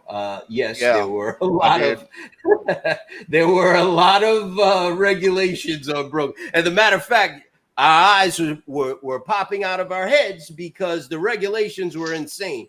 I think Shane mentioned what the broker bond was compared to in 2023 numbers. Back in 1935, it would have been the equivalent of $112,000 put up for a bond to become a freight broker in 1935. Is that correct, Shane? $112,000? Yeah, just under 112.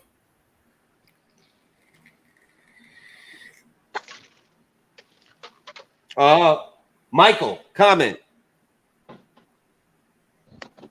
I'm completely dumbfounded on how the government could have been so stupid. I'm just You're hold on. You're dumbfounded on how Jimmy Carter was so stupid? No, I mean the whole government. I know you're Michael. I knew you looked young for a reason, bro. I knew you are dumbfounded on how Jimmy Carter could be so stupid. Listen, I'm sorry. Look, the guys. It could have been changed at any time, though. It's not just Jimmy Carter. I mean, how many years has it been? 40 some odd years? Somebody could have done some shit about it a long time ago. Like, I It think didn't he was take off. smarter. I think he was smarter than Biden. Biden. Yo, the funny thing is, Biden voted on him. Yo, No, Biden was nothing on the there. Mexican. That's how old he is, bro. Biden actually had a say in the Motor Carrier Act of 1980. He was there. Remember, he got into Congress in, I think, 72. John, am I correct there? Biden. It was 1970s. I don't remember the exact year, but yeah, somewhere around the mid 1970s he got 72 or 75, something like that. I thought it was Man, somewhere- I was born in willing to bet- '73, so I'm 50 I'm years willing to old. bet, though, that he don't remember it. Hey, Yeah, I bet he does. I'm gonna look that. Yo, can you believe that your president it was actually there for deregulation? Can you believe that, man? That's how old that guy is, bro. Well, if he was there in 72 or 73, then he was there at the end of Vietnam too. Think about that. yeah. You know, Biden had a very serious when he actually was sworn in. I believe the day before he was sworn in, his wife and one of his I believe it was his, well, all of his kids, they were in an accident and they were hit by a tractor trailer, and his wife died. God rest her soul, and his daughter in that accident. They were hit by it was raining, and from the story, it was raining, and she went down the wrong way, and the guy, it was a head-on collision with the tractor trailer. I believe it was in Delaware, and she died. And I think the next day he took the oath and became a senator or a congressman or something like that. 1970. 1970. He from my understanding, it was she sideswiped the tractor trailer. But either way, yeah, you're right. She perished along with one of their children in that accident. Very unfortunate accident, but wasn't that the truck driver's fault? And ironically, I've never heard Biden say a bad word about truck drivers in that regard. Yeah. But you know, he almost lost his cat and wife in a fire once. Great thing to tell Maui right now. He don't say nothing bad about us, brother. He just acts like we don't exist. He don't remember us anymore now. So on what you were saying earlier, Mike, I just want to point out to you that $5,000 into $10,000 in 1980 to keep up with the cost of inflation from 1935 to 1980, it should have been $30,072.99. Hmm. So that goes to show you something there. Secondly, I thought you were going to hit on it earlier, and I keep thinking as we keep talking about this stuff and why they were deregulated so hard. And as I recall, Reagan was big on breaking the unions. And if you noticed, with this deregulation with the brokers and how they regulated the trucking industry, we're seeing the unions break. We're seeing unions. Look, Yellow just went under. We're seeing the union companies break. Yes. And I'm wondering if that wasn't part of the strategy. UPS took a big hit this year too. Go ahead, Shane.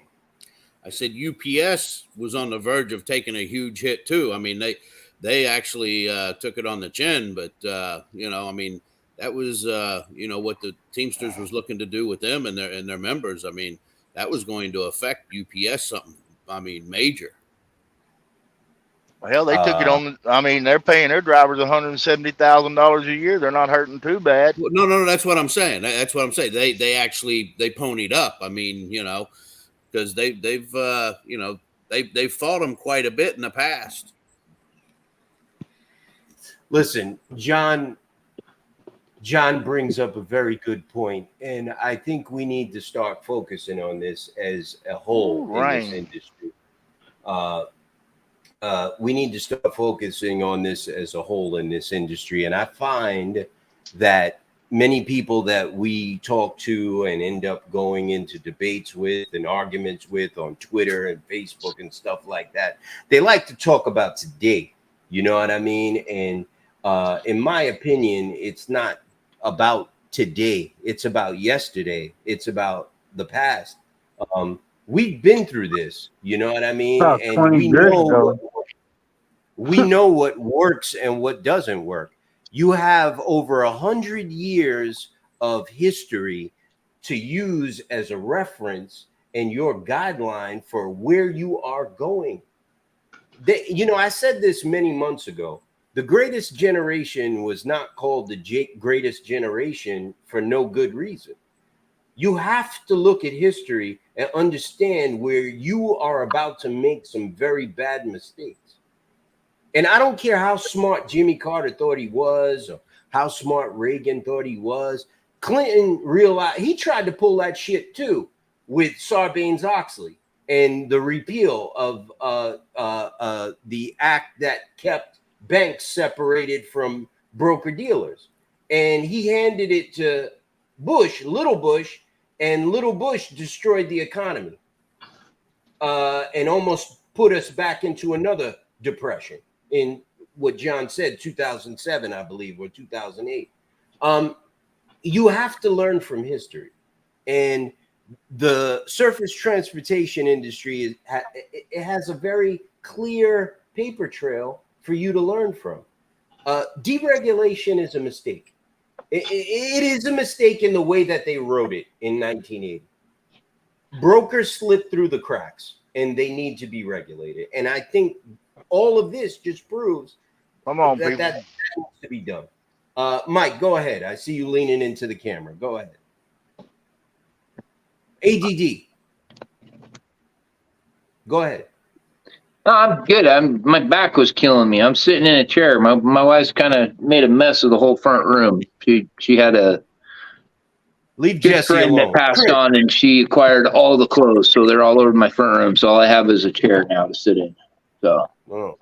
Hey, welcome to Hey, welcome Mike. to marriage. You were Deal with referring to Clinton. Enjoy and, the chair. Go ahead, Shane. Just and correct me if I'm wrong, but you know, something was said earlier. I believe John mentioned it about the overseas brokers now, and now the free trade agreement that Clinton signed, that opened up the floodgates for that to happen. You know, where a lot of our, you know, I mean, not only in the trucking industry, I mean, it affected our economy and our country in many different ways. But now you've got the ability of all these brokers over from overseas being able to broker freight here in the United States. I mean, that in itself is a big hindrance and adds on top of all the problems that we have here, you know, domestically. How about this though? You're a Mexican carrier. You come up from Mexico with a load. Are you going back home? Would you want to go back home? You're in the United States now. You got all these scammer brokers with loads all over DAT. Nobody's watching anything. Are you going back home, or are you going to try to do some more of those loads so you can bring some of those dollars back home and swap them for pesos? Is that what you're going to do? If you're Canadian, do you want to have a bunch of Canadian, whatever the hell they got up there, Canadian dollars in your pocket? Or do you want American dollars in your pocket? We're getting it from two different sides. You know what I mean? That's another issue. You know, people think people don't know.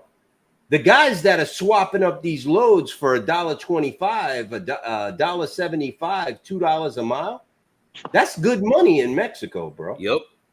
Yeah. And these guys, I brought it up to Ted Cruz a couple of weeks ago when I met with him. What do you the DOT Inspector General says that not one Mexican carrier has been audited since 2002. Not one. How do you account for that? What are these people doing? They're driving all over the country, doing all these garbage loads, bringing that money back to their home country. So, Go ahead, John. in addition to what you're saying, they're not supposed to be. They're supposed Exactly. to come into the country, make a delivery, pick up a load, and go back to their country of origin. They're not supposed to pick up within our country and deliver within our country, but they've been getting away with it. This is part of. He's right. This is part of what cuts freight rates. I Hey, think what we ought to John, push is to have you- them. you- hold on, Jamie. You'd be shocked to know Ted Cruz called me stupid. He said I don't understand what that article meant. That's what he said. And he had his underling proceed to read it back to me.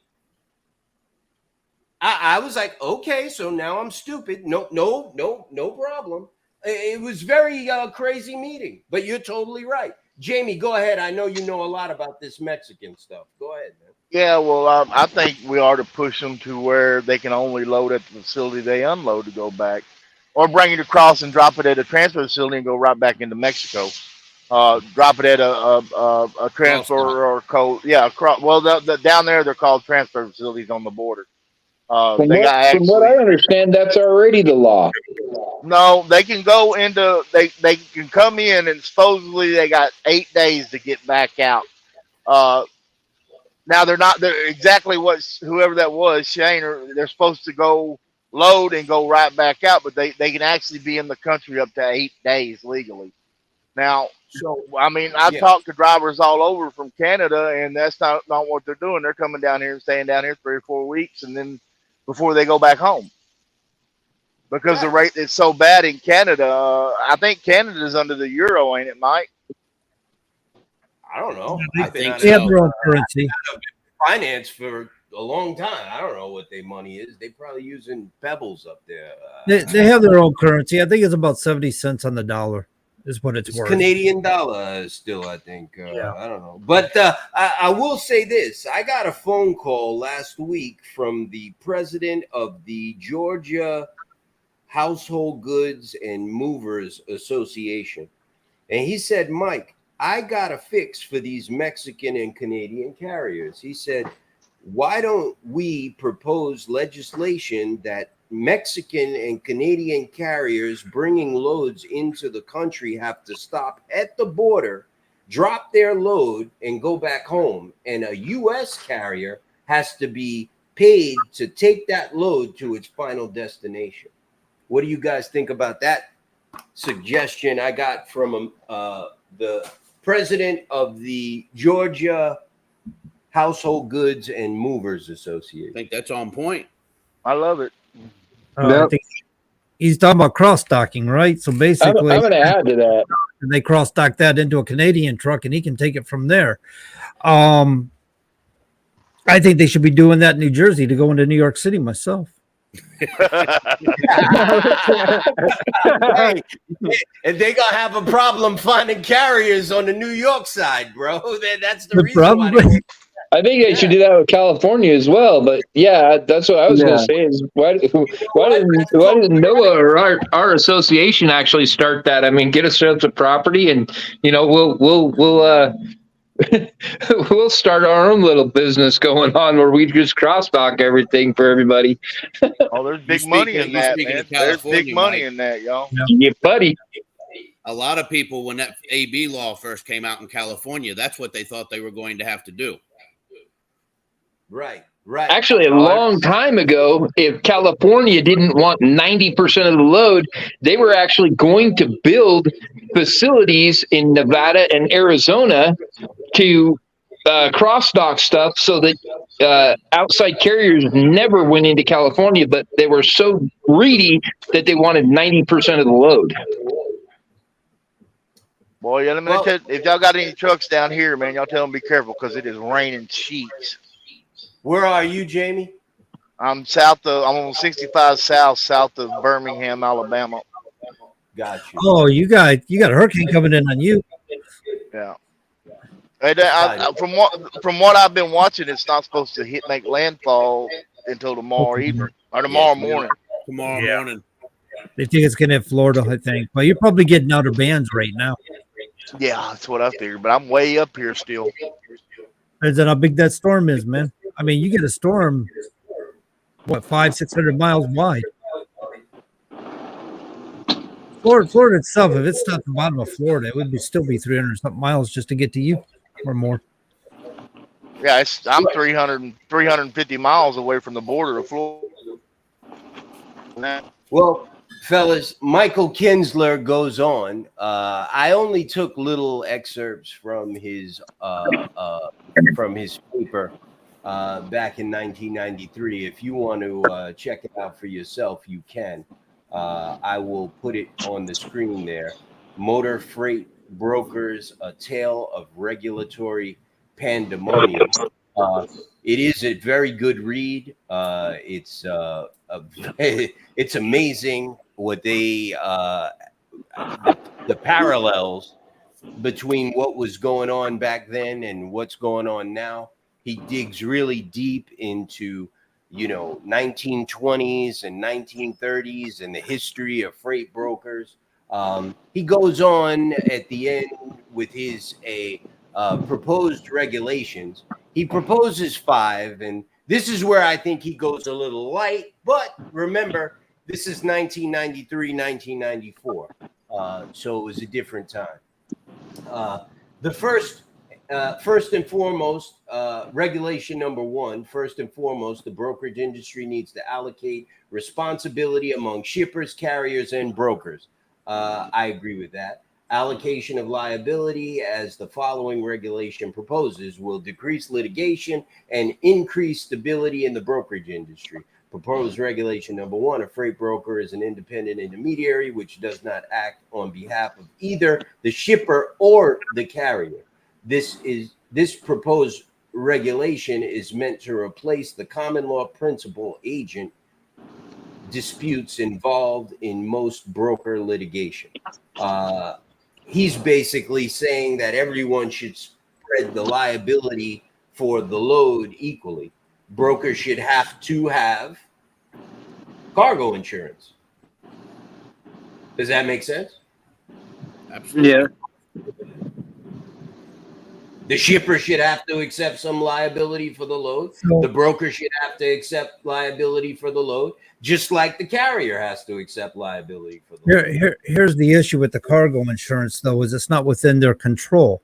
It's on your trailer. And so if damage is caused to that, because say you have fallen freight, how is the broker going to be responsible for paying for fallen freight? Or how many times you seen them unload a pallet and scrape the pallet on the corner of your trailer coming out of the trailer and rip open a bunch of bags of flour or something? How's the broker going to be responsible? They can't even be there to verify how the damage was caused. So it's kind of a hard issue. But now, Go ahead, Shane. Well, freight forwarders are held to that responsibility, are they not? I do not know on that. I'm pretty sure Well- a freight forwarder has to accept. They accept a financial responsibility for the load, and they're basically a broker, although they do have carriers as well, and they handle the freight. So, Well, see, there Well, again, that's within their control. Well, now See, he I want- does. Go ahead, Jamie. I went through just that here a few weeks ago, Mike. Y'all remember me telling y'all about it. I'm at a Tyson Food down in Seguin, Texas, and I back in to get loaded. Well, they get me loaded, and I go to pull out, and I look up in my trailer and get up there to load lock my load and see that they damaged the pallet. So I call, and I'm like, get a hold of the broker, and I get a hold of them, and I'm telling them, look, man, I got a damaged pallet. I didn't know what you want me to do. You want me to roll with it, or you want me to what? The shipper had already told me to roll with it, but I wasn't leaving until I got something in documentation from the broker. Well, these Right. fools start talking about, I'm at the shipper, still at the shipper. They start telling me, well, we won't be able to get a hold of insurance to file a claim till tomorrow. I'm like, hey, stupid, pay attention, keep up. I'm at the shipper. They damaged the product loading it on my truck. I have not left here. I just closed my doors. I haven't even sealed my trailer. What do you want me to do? I went round and around with these people because they're already talking about filing a claim on me, and they damaged it. They put it on my truck. They think I'm at the receiver. I wasn't supposed to deliver to the shipper. I wasn't supposed to deliver till the next day. But they're telling me, well, we can't get a hold of insurance till tomorrow, and we're going to have to do a claim. And I'm like, dude, who are you going to file a claim on? The shipper? I'm at the shipper. You know, so yeah, it's crazy. It's insanity. So basically, I mean, there should be some insurance somewhere because a lot of the times the freight is damaged loading or unloading the freight. But we still You get see, stuck with it, especially if you've got an inexperienced driver or inattentive drivers that's getting paid by the mile. You know, they don't care. They just going to close the doors and go on with it. When you get it to the other end, you know, they're going to file a claim on your ass. There needs to be something done about it. right. And you want to know something? There was a lawsuit with a company. I think it was C.H. Robinson. It's been going on for a long time, and it went to state court, and state court finally heard it, and they said, listen, we agree that the broker is responsible for this, but federal laws prohibit us from siding with you. You know, you need, they say it right there in the motor carrier. It's actually in the Surface Freight Forwarder Deregulation Act of 1986.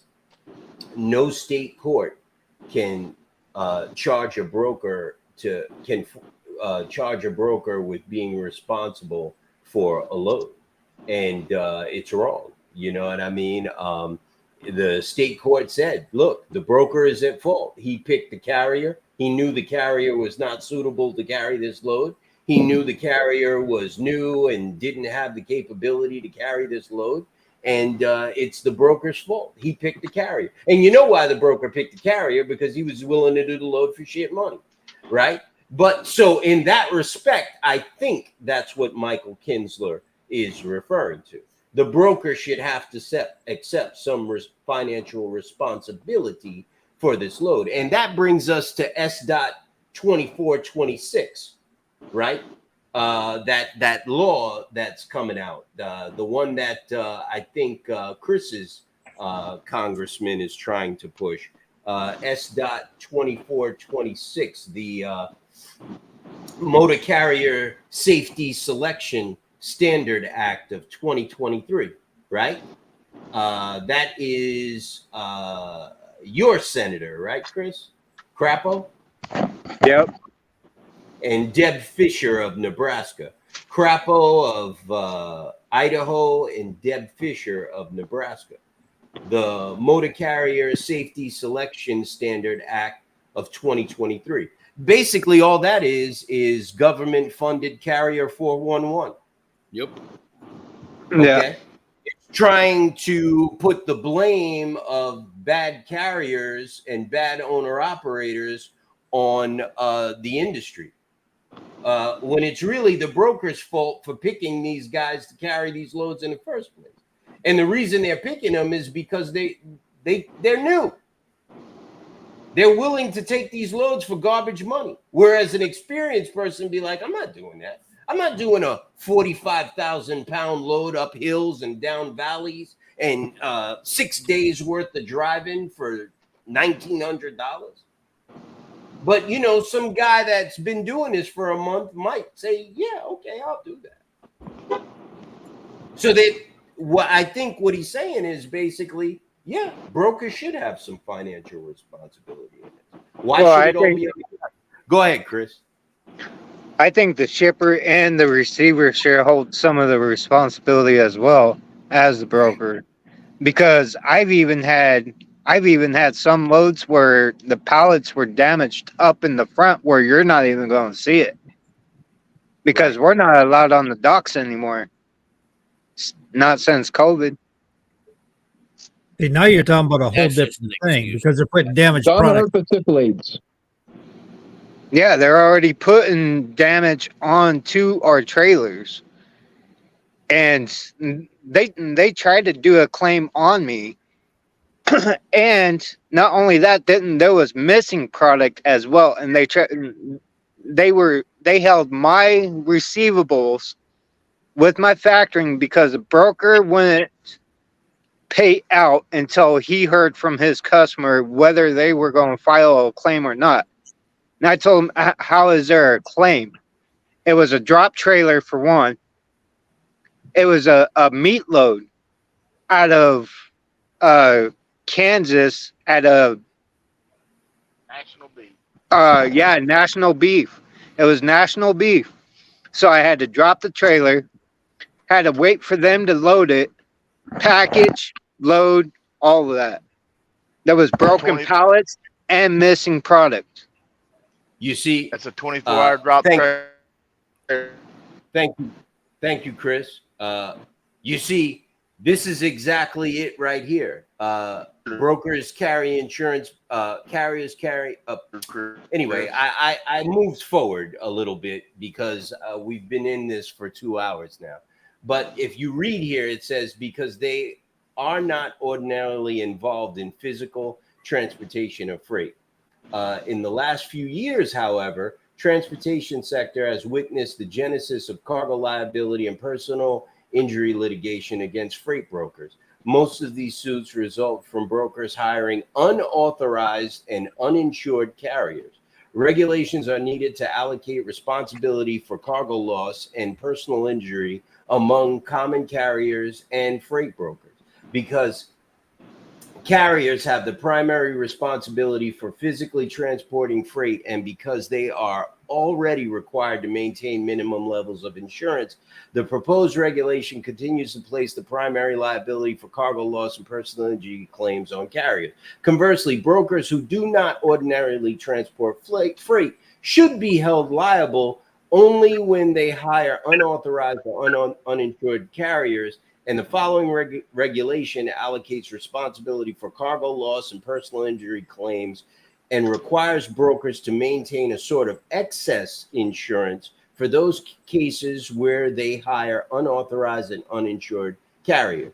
I think that should, now remember, this is from 1993, but I think that should be updated and used for today, but it should say not just unauthorized or uninsured carriers, but inexperienced carriers. No, I think the thing about it is, if they're using unauthorized or uninsured carriers, they're illegally shipping goods. Yep. They're negligent. They need to be shut Exactly. Yeah, we're Not- beyond not an insurance insurance now. issue. They They need to be out of business. They're Yeah. committing crimes. This is back in 1993, 1994, but we all know that this goes on right now. I'm not going to stand here and say that some carrier that comes up from Mexico or down from Canada has the proper insurance that he's supposed to have to be carrying loads in the United States legally. Recent regulation amended, which is how they will get around hiring refugees and immigrants. Title 8, Chapter 1, Subchapter B, Part 2. Yeah, this is a lawyer. 274A, Subpart A, as an optional alternative to the physical examination procedure described in paragraph, I'm not reading that, of this section. The secretary may consist with applicable law and via notice published in the Federal Register, authorize alternative documentation, examination procedures with respect to some or all employers. The secretary may adopt. Come on, Blake. I don't even have the whole thing here. It's here in the Facebook group, but on this system, I can't post the entire post that you put up here. But I see it. No, I think it ended right there with respect to some or all employers. I think that's what he was trying to get to. Is that point right there? So basically, the secretary can use alternative means, is what it's saying. He doesn't have to stick with what they've got now, but it would have to go through the Federal Register, which is a normal process under administrative procedure.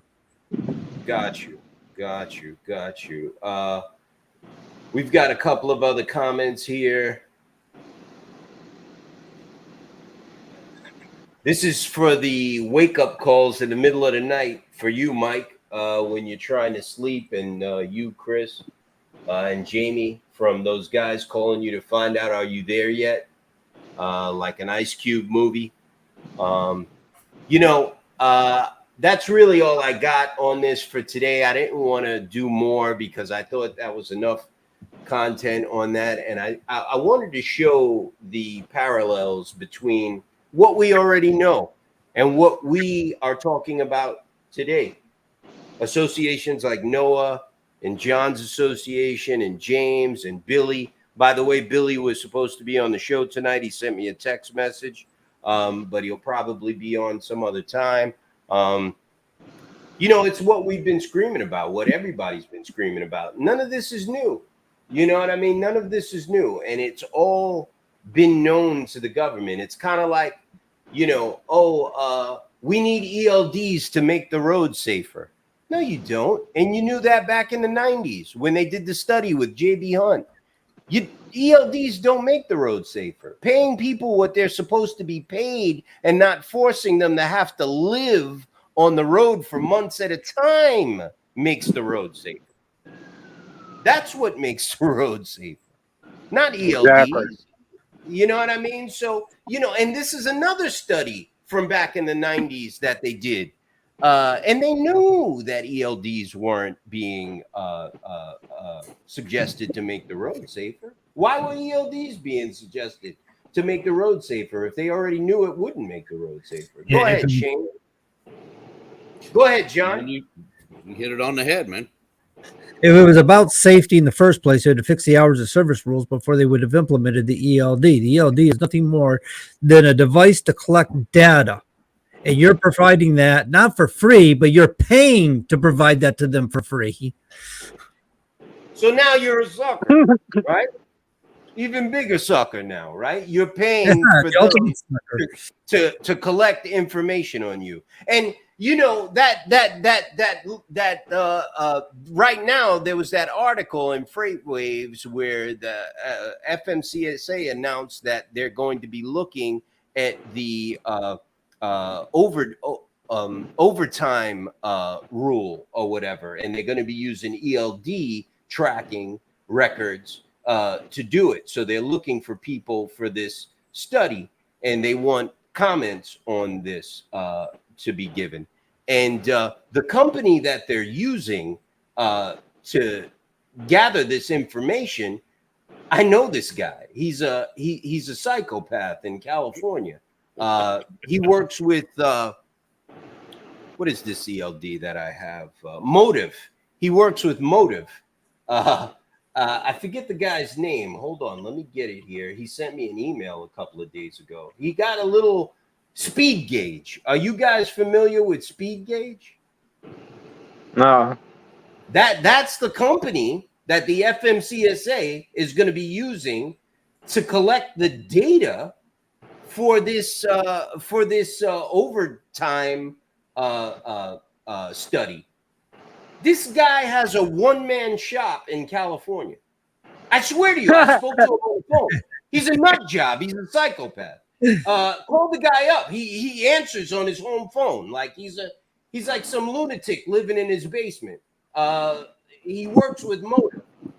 I had a problem with my insurance company because the insurance company uses this guy to collect data on your drivers so they could use it against you on a monthly basis to jack up your rates. So what's going on here is this guy found a way to apply for a grant to offer data so he can get money out of the government. Yep. And they made the announcement this week. And when I saw that they're using Speed Gauge and this guy's information to basically make a judgment on every trucker in the country, I mean, read the article. It's in FreightWaves. I don't want to take up the time looking for it here, but if you Google it, you'll see it. And they're using Speed Gauge. And I said to myself, who the hell is running the FMCSA? Like, who said, yeah, this guy's a good guy to go to for this type of information? This nut job, you can tell he's in his underwear in his house collecting data on truckers. The guy's a lunatic. I got his information. He contacts me. He sends me emails all the time. That's from Blake Alvarez. Slap on the head. Oh, my God. The psychos are running the loony bin. Now, isn't that the same way that they're deriving the information for the extended detention times and things that they're supposed to be tracking as well?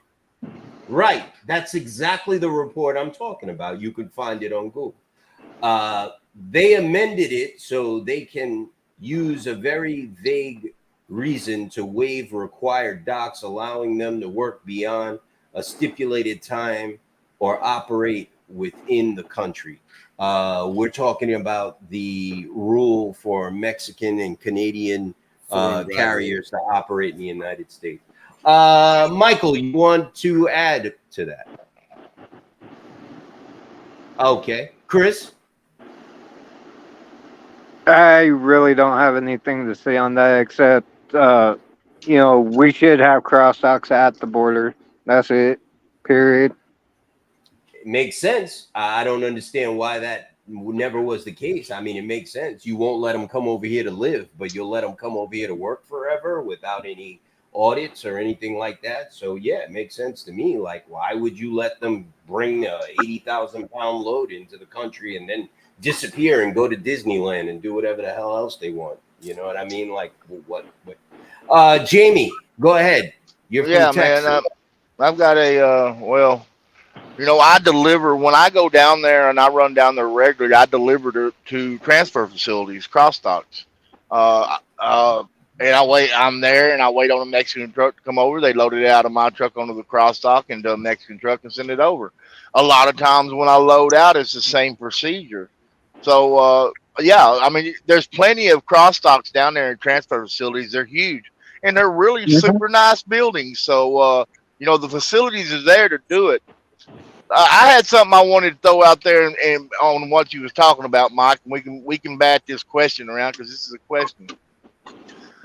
The overtime rule that they're trying to put into effect.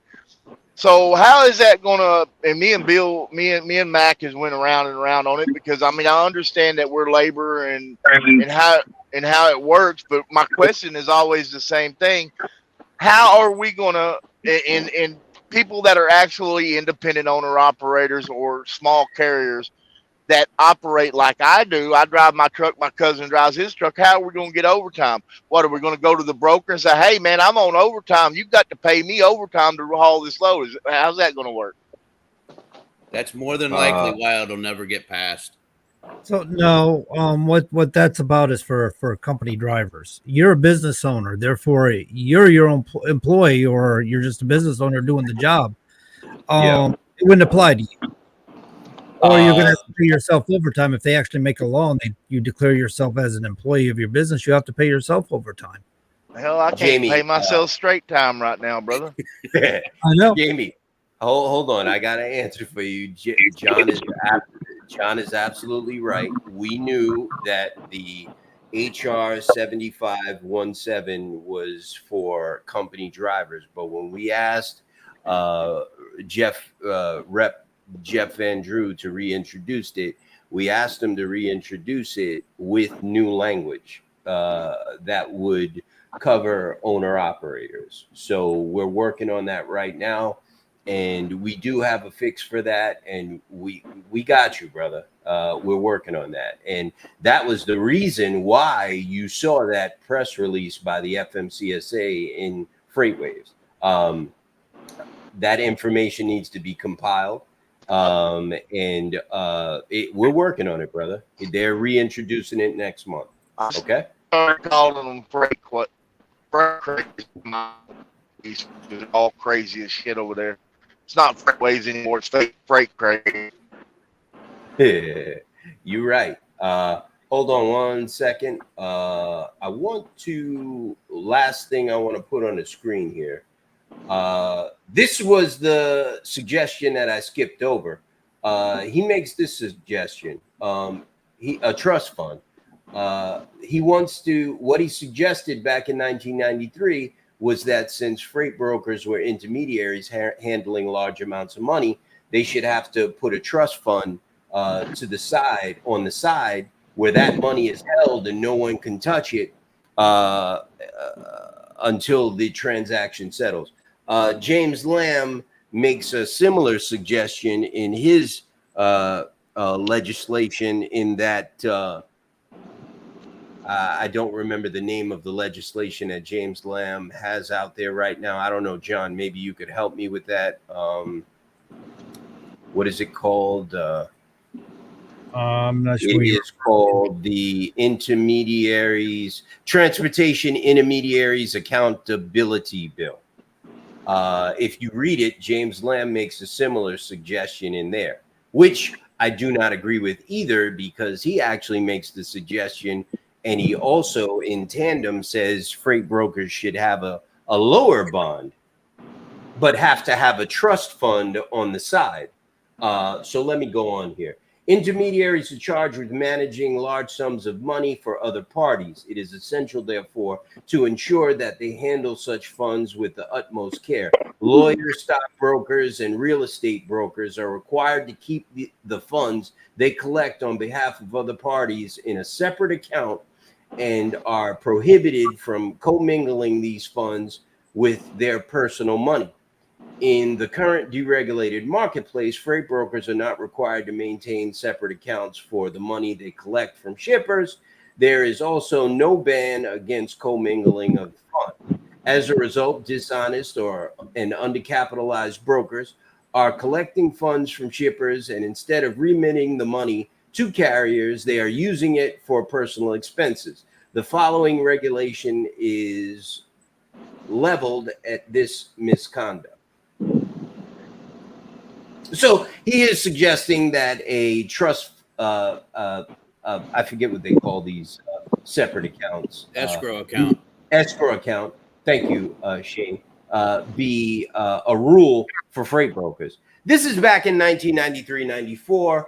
Any comments on that? And that is the last of his suggestions on regulations for freight brokers. Believe it or not. Think about what would have the fallout for surge transportation had something like this been implemented. Exactly. You know, you've got what was it? $12 million. $12 million. $12 million out owed to carriers, and because Triumph is trying to negotiate it with the carriers, they're going to do it. You know, they're going to negotiate a percentage of that. So right there, he was doing exactly what that said, where he was using the money that was being paid to him from an earlier load to pay for somebody that had, pay carriers that had hauled something earlier for that. He was robbing Peter to pay Paul. So now to get out of it, now what are they going to do? Oh, well, we owe you $10,000. We'll pay you $5, and that's going to have to be okay, Right. Oh, no, $5? We owe you $10,000. We're going to pay you $200. Yeah, well, you know what I mean. Yeah. John, either way, they just want to settle out cheap. Yeah, go ahead. I think it was 2.9%, wasn't it? I don't know the exact figures, but you could be right. It is pennies on the dollar. Go ahead, John. No, I was just agreeing with you, but ultimately, whatever it is, they just want to settle out cheap. What do you think about establishing escrow accounts for brokers? The escrow account for the brokers works better in the broker's benefit as opposed to paying for insurance or something like that, because they can collect interest on it while it sits there as long as they have no claims against it. So it's a good policy for them. I think they should have both. I own a freight brokerage. Me too. I agree. I just don't agree with James's idea of lowering the bond because they have a escrow account, and that's in James's legislation. And I told him that, and he told me I could change it if I wanted to, but I'm not going to touch it unless somebody else wants to change it. But I believe brokers' bonds should be at a level of their risk. So, like Mike said, if you are doing $1 million worth of business, you should have a bond that makes sure that you cover $1 million worth of business. Chris, why don't you chime in on there? Go ahead, Jamie. Hold on, Chris. Go ahead. Let me ask you a question. In the case of like Surge, when they go into Chapter 11 or Chapter 7, wouldn't that bond still be exhausted to pay their outstanding creditors before the carriers got any money? I mean, ain't that what happens? It's exactly what happens. I don't So know. it seems like to me that still wouldn't fix the problem of them getting overextended, and then to their creditors, and their creditors are going to get paid, but the carrier is not going to get paid. It's still going to be the same No. scenario as far as I see. That's So what the what I- escrow account would be for, though. The escrow account would be Yep. for the carriers. So here's the issue with everything we've been talking about. Okay, here's the issue. We're talking about brokers paying carriers when it should be the shippers covering the cost of the freight. Therefore, if the broker reneges or can't afford to pay for the cost of the freight, it should go back to the shipper. He's responsible for covering the cost of the freight. So why is the carrier losing out in this deal when the shipper's getting his product shipped? He's responsible for paying for this shipment. But the problem is we're contracting with a broker, not a shipper. So we need to have something in regulation or something in legislation that defines this more definitively in a way that protects the carrier and the carrier covers costs. Again, we went back to this at the beginning of this about the broker is taken and getting paid and contracting with the carrier. He's no longer brokering a deal. What he's doing is he's becoming the shipper. Yep. And this is the issue at hand altogether. So we're sitting there trying to elaborate on how bonds and insurance and this is going to satisfy the issue. But what would really satisfy the issue is make sure that the shipper is responsible to cover the cost no matter what. But And that now, would cause the shipper to have to use appropriate brokers and do his own damned research. See what I'm saying? We're fighting the wrong fight sometimes, and we're looking at things from the wrong angles. Maybe instead of the broker need to be concerned about the carrier, maybe the shipper needs to be concerned about the broker they're using. Well, just like it And- said before, too, where certain monies shouldn't commingle with one another. You know, when it comes to a broker negotiating the freight rates with a shipper, there should be the amount that's going to the truck and the amount that he's being compensated for arranging that between the shipping of the freight. So that's all that should go to the shipper or to the broker. The rest should go directly to the carrier.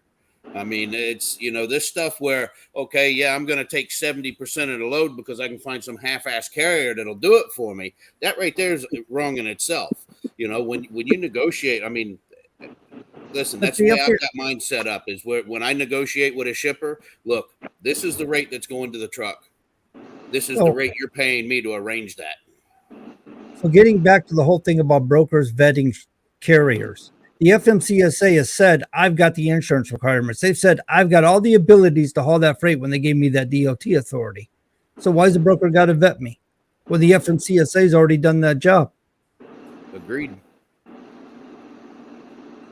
I agree. Shippers need to have more skin in the game. They need to legally be liable to pay these loads. We need to have them roped into this, and they're not being roped into it. They're using the broker as a shield, and the broker is a total lowlife, and he's unregulated. So let's make shippers Well, shippers again. Exactly. Let me ask you another question. Go ahead. So, okay, the way I've always worked when I've used a dispatcher, I've gotten my money and then I paid the dispatcher out of my money. Now, let me ask you this. Haven't we come full circle back to transparency and the need for transparency to be able to see all of this?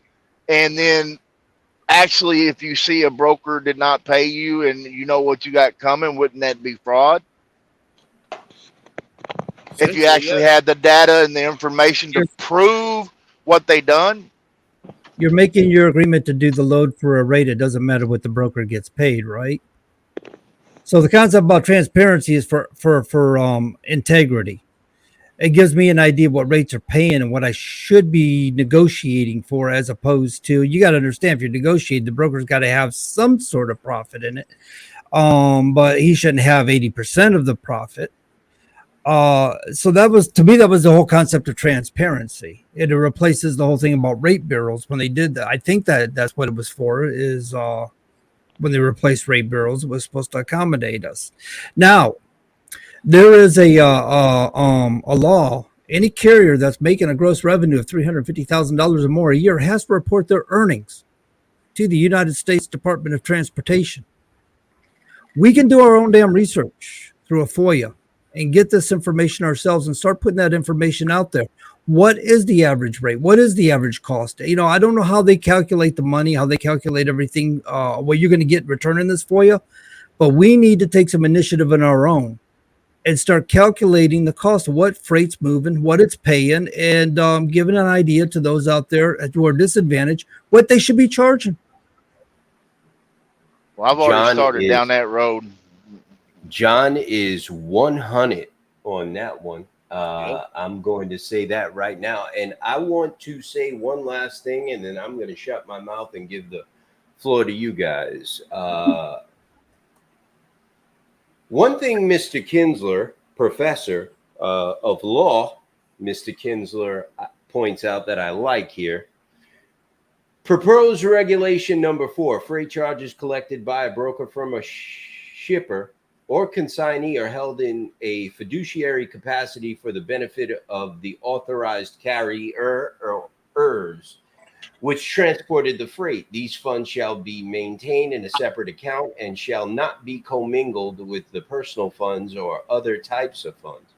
After each delivery of freight, the broker may withdraw its commission from the funds only after all lawful charges of authorized carriers which transported the freight have been paid.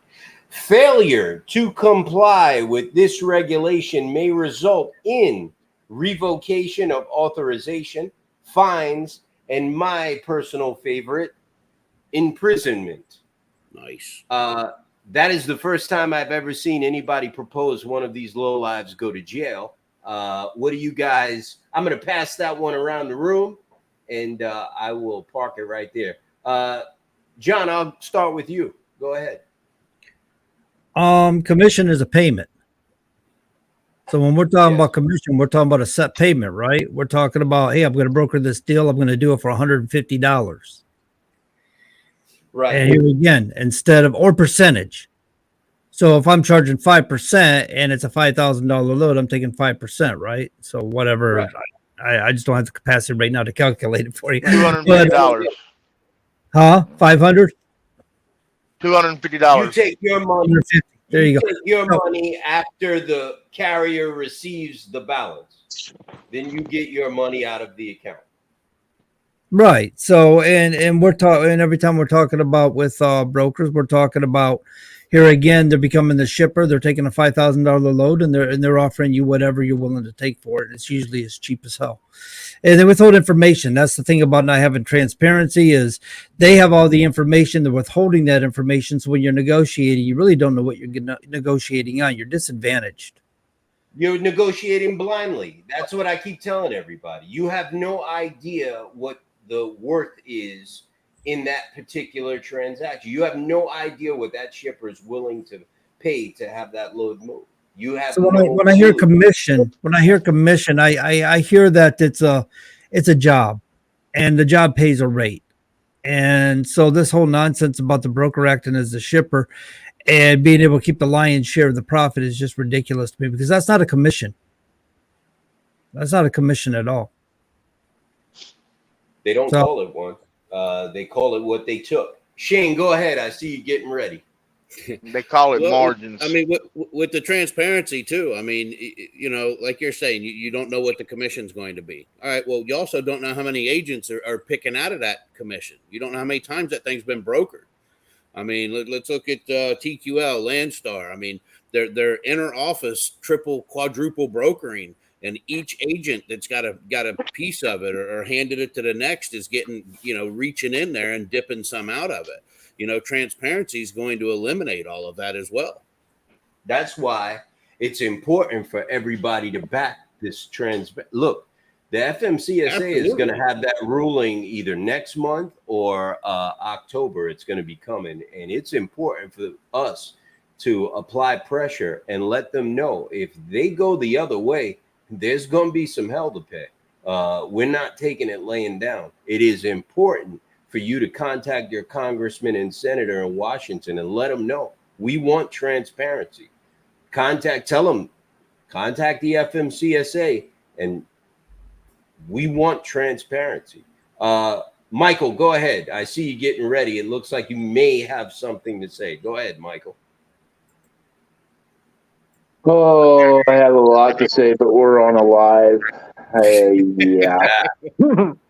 Yeah. Well, Facebook will cut us off. Yeah, exactly. So, Chris, So why can't we just use the brokers as the middleman at like they're supposed to be to negotiate with the shippers?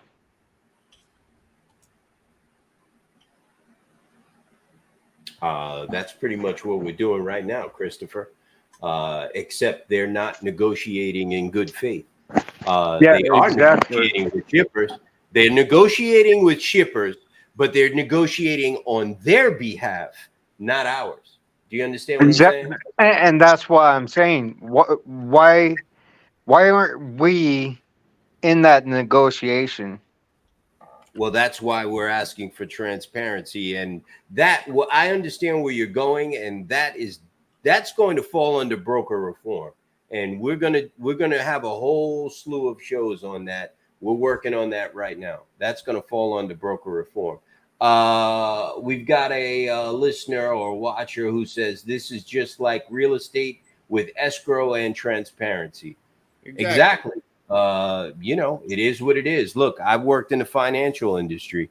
If you're going to do a big deal between two parties, it's not like that party just says, here's all the money. Nope. There's a law firm right there. That law firm sets up an escrow account. That one party puts that money in that escrow account. And when that deal is closed, the money is released. And nothing gets touched until then. That's the way it works in the real world. And this is the way it works in a zoo, which is what we operate in. Jamie, you had something to say? Yeah, I wanted to circle back. I don't know who that was speaking a while ago. Of course, I'm driving, so I'm not really looking at my phone. But I don't know if they know it or not. But we've already started down that path of collecting data for that.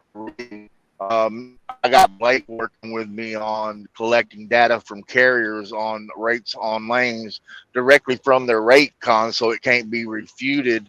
We're putting that data together in spreadsheets to actually build something to put out to owner ops the small carriers of actual rates on lanes drivers are getting right now currently to combat the data that's being put out by DAT, Truck Stop, and FreightWave Sonar. We've already started down that path. We're still signing up carriers to participate. And what we're doing is we're doing a comparison of experienced carriers 5+ years versus and also carriers under a year in authority to show how the new carriers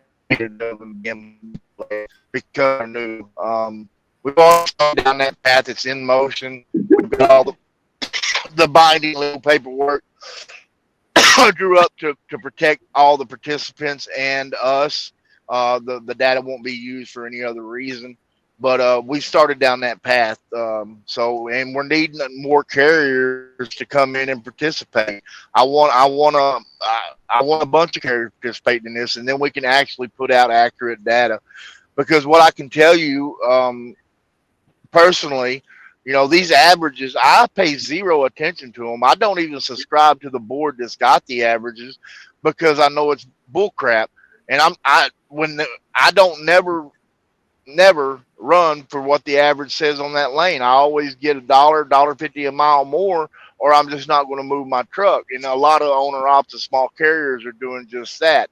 And we're not reporting our data. So they had to have data to put this stuff out to be able to sell, because that's what they do. They sell data. So who'd they go to? They went to the mega carriers on contract freight. So we're already working on that, and it's already in progress. So that's all I got, Mike. Awesome, man. Love you, bro. You are totally correct. I know that you're working on that with Blake Alvarez Foss. If anyone has any questions about that project, please contact Mr. Anderson or Blake Alvarez Foss, and they will send you the information to participate. Sorry, I'm multitasking in that study. We are doing a study, and you can participate in it. The truth of the matter is, and I think we're going to get ready to close this show out, but the truth of the matter is that this picture on the screen kind of says it all, or most of it.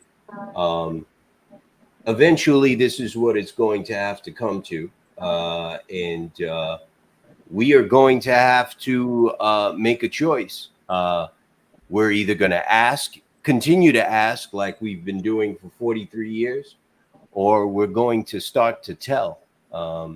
And that is pretty much the way it's going to have to be. Trucks are going to have to stop rolling.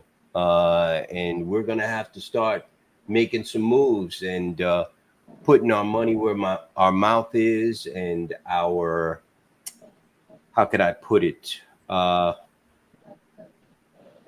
don't know, putting our hearts out there and finally standing up for ourselves and saying, look, enough is enough.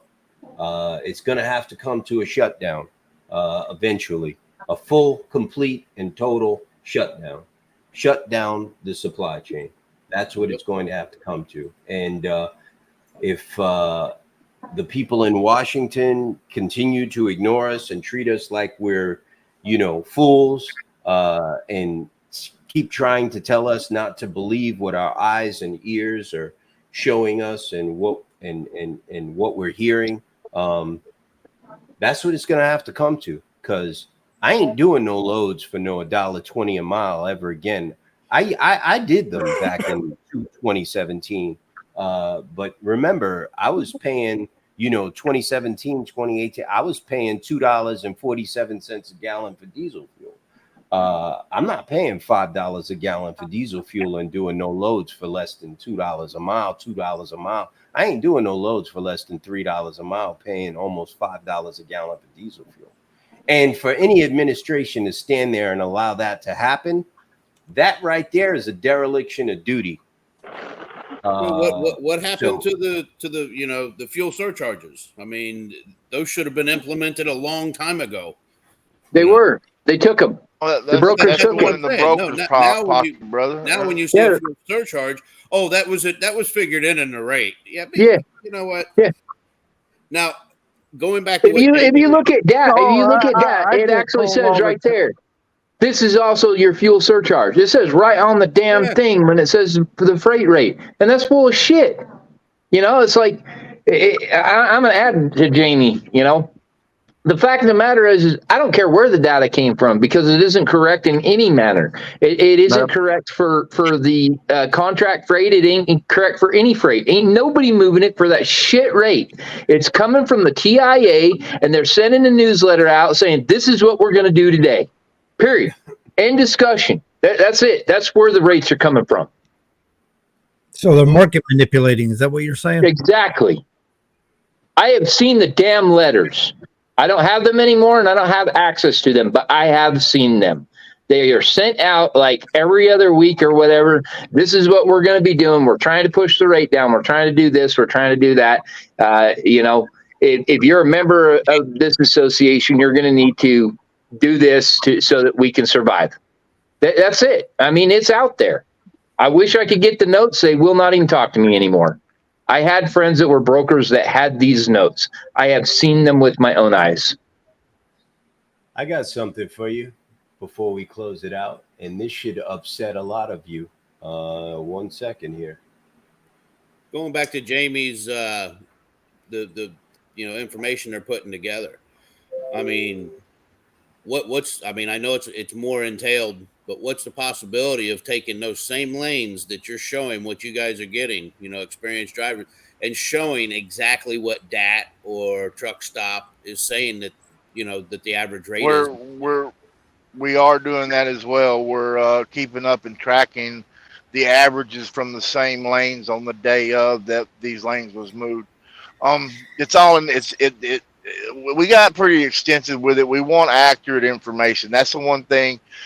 Reason why we're requiring rate cons, because we don't want people saying, "Oh, well, I moved something today for this." Right. We want actual documentable receipts that this is what's happening, because that's how we prove the manipulation, the collusion between the different people, brokerages, carriers.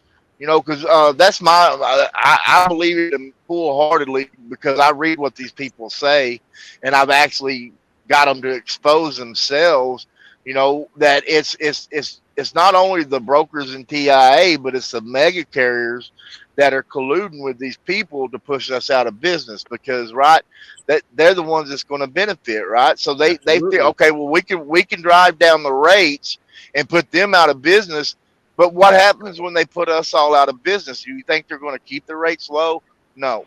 When they got complete control of the transportation industry, they will jack it sky high. We know this. So, you know, when the CEO of Warner comes out and says, well, we didn't expect them to be able to make it this long. Well, who are they referring to as we? That shows collusion right there, brother. He didn't say, well, I didn't expect them to make it this long. He says, we didn't expect them to be able to make it this long. They done a very good job of rat holing their money during the bubble of COVID, and we didn't expect. That's exactly what the man said. That shows collusion. And I've had him try to clean the shit up, and no, that's not what he meant. That's what the man said. Here's the news. Here's the story of the day. Mexican carriers just showed American carriers that they got bigger balls than you do. Mexican truck driver strike delayed. You took the words right out of my mouth. I was going to say exactly that. Mexican truck driver strike delayed after officials, carriers reached deal.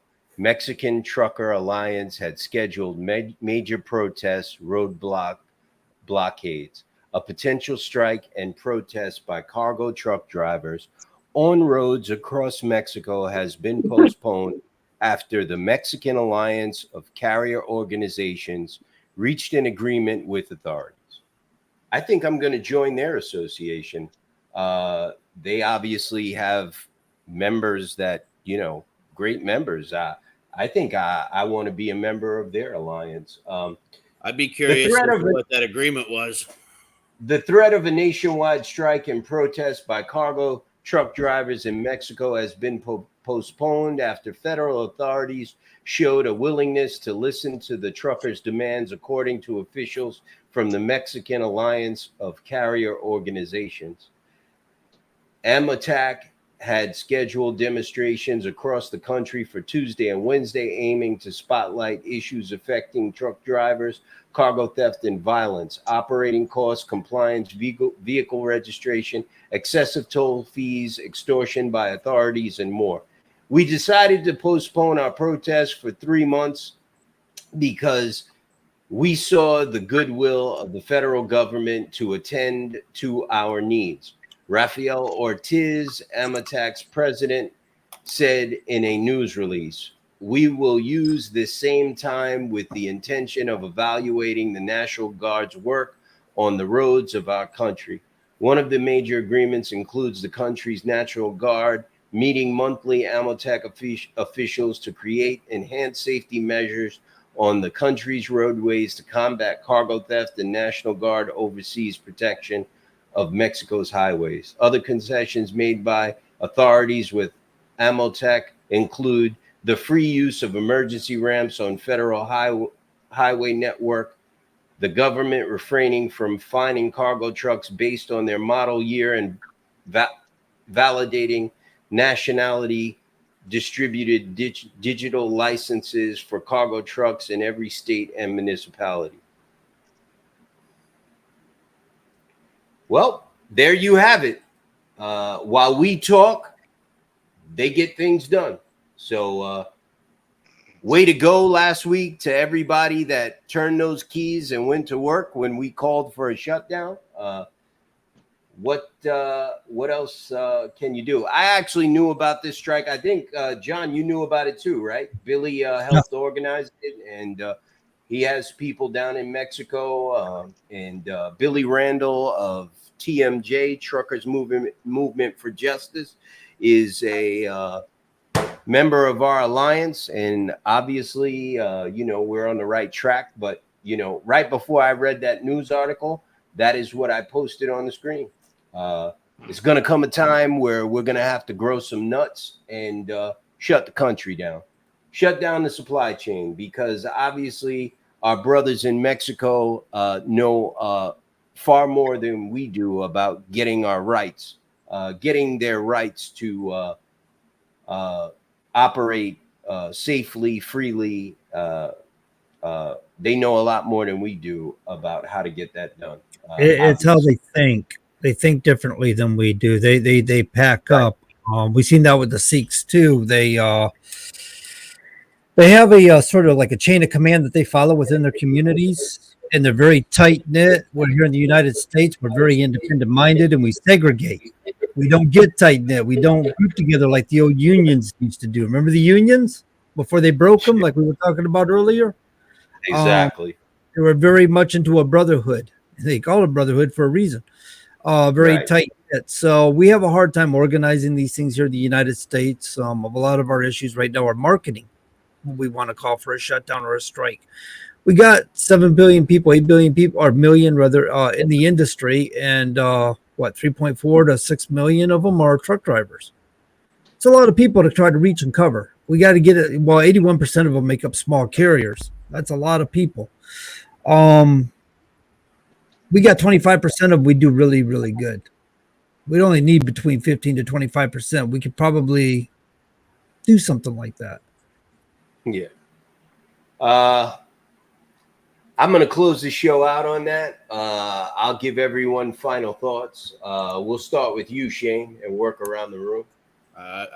Listen, my hat's off to them down there. I mean, they came, they saw, and they got it figured out. So, I mean, they at least got movement towards what they're wanting.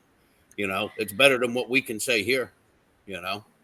I think John hit the nail on the head. I mean, you got here in the U.S., it's every man for himself. I mean, the camaraderie that used to be in trucking just isn't there anymore. It's sad. It is. I think, mic drop. Sad is the word for the evening. Chris. We need to unite, make change. That's the only way we're going to get change. Thank you. I agree. Jamie. Yeah, exactly what Chris said. Unity, and I'm talking to all the drivers out there, all the truck drivers. I don't care what mode of driving you're in.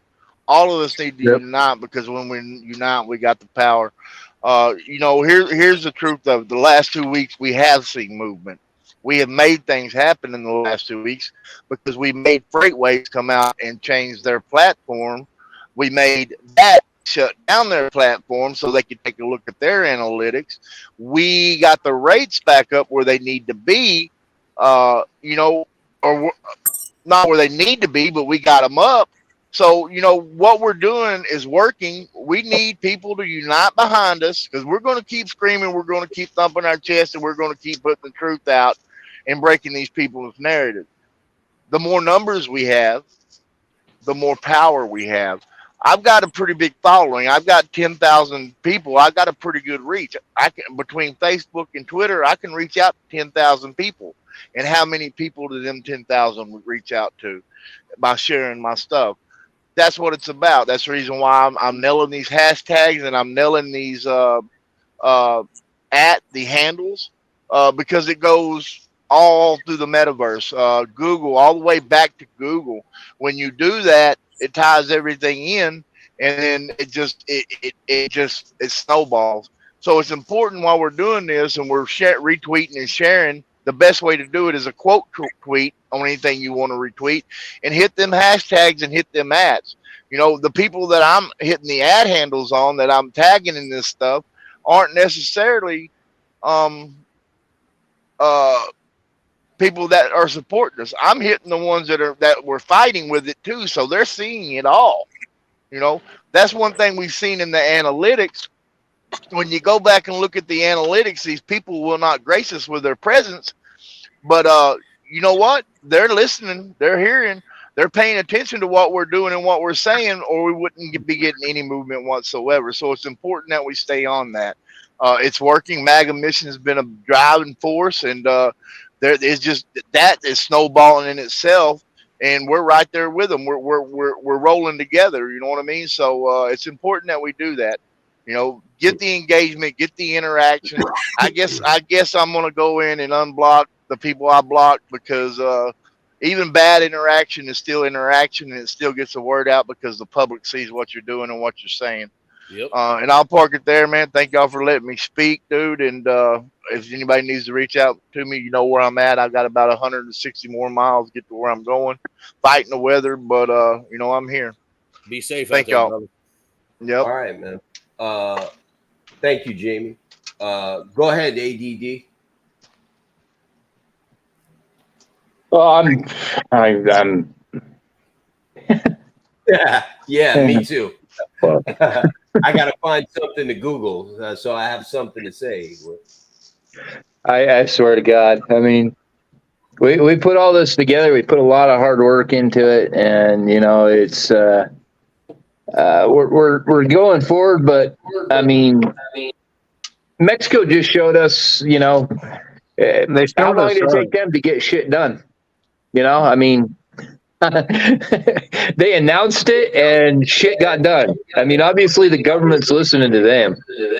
Yo, Matt Silver, Vice President of Cross Border Solutions at Arrive Logistics. Everyone knows that low-life broker, Arrive Logistics. They have operations, very large operations in Mexico. TQL is trying to move operations down there as well. He said he received calls over the weekend from shippers asking for advice on how to deal with the potential strike. This is his comments. What we are seeing primarily is contingency plans for routing in Mexico, making sure that you don't run into any blockades along the way to the border. Silver told FreightWaves, most carriers will plan ahead, stay side, whatever. The Mexican carriers had American brokers shook in their boots. We can't even get them shook here in the United States. They're laughing in our face, but they're shook. These Mexican carriers had American brokers shook here in the United States, trying to come up with contingency plans on what to do if they would have struck today, because the strike was planned for today. It was only going to last, they announced, 2 days, 48 hours, not a continued strike, just 48 hours. And the Mexican National Chamber of Commerce of Freight Transport in Mexico folded before the strike actually took place. This was posted yesterday, so a day before the government folded.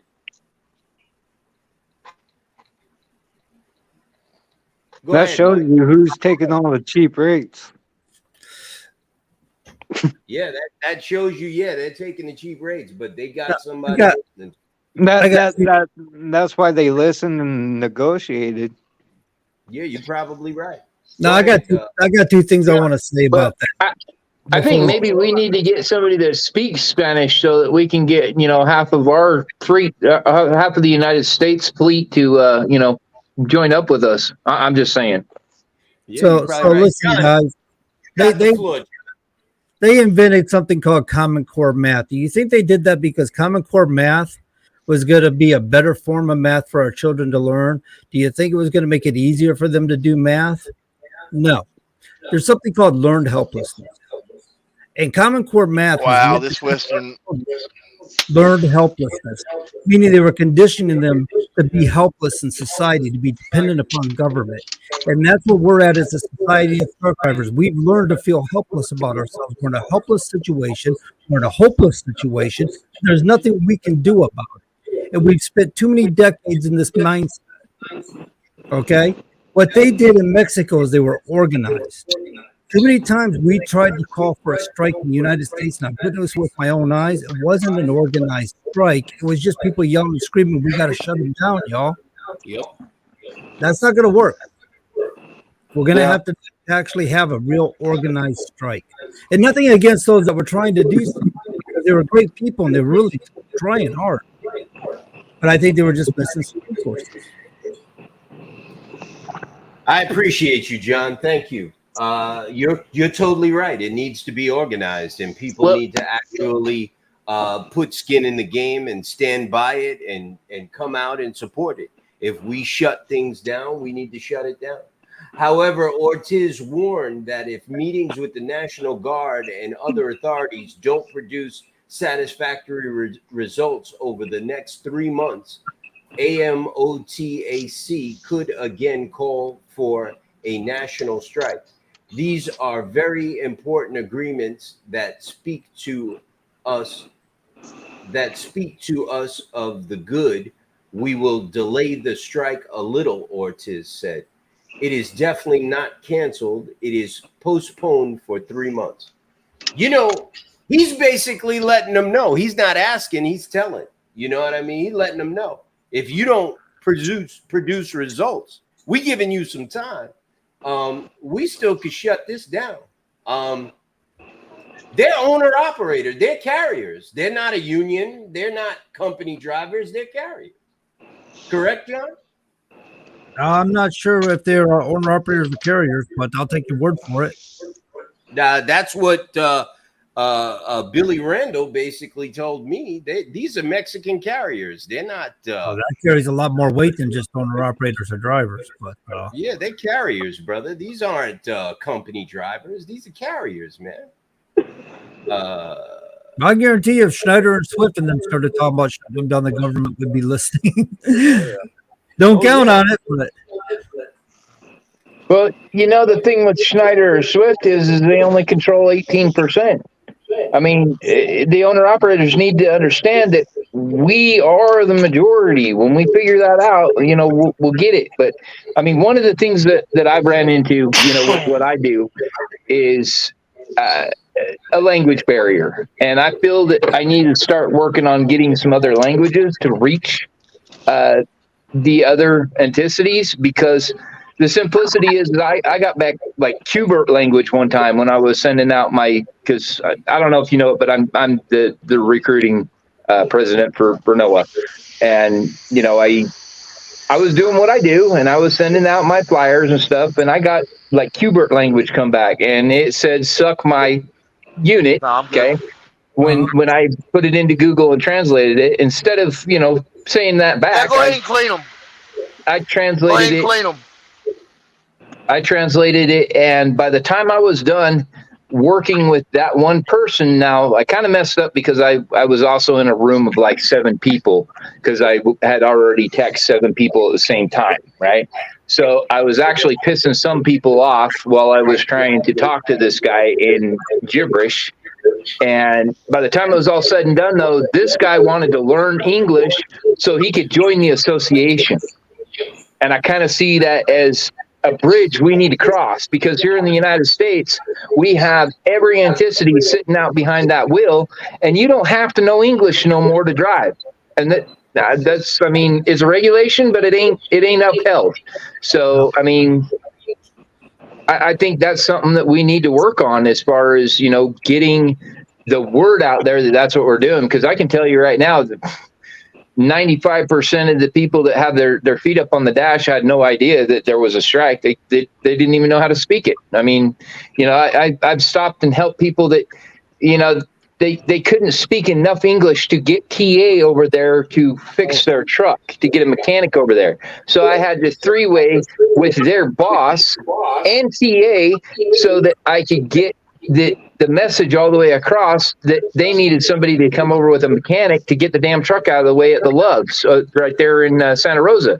Because I was strapped in the Loves parking lot. They're in the middle of the freaking road, and we can't get the TA to come over, and Loves won't come down because they're off the property. So it's like, okay, everybody's backed up all the way down the line, and all I'm getting is "mi no inglés, mi no inglés." Okay, well, great, Basically, what you're driving at here in 2017, we created a movement. And this wasn't some overnight thing. We weren't talking about striking next week or doing this thing next week.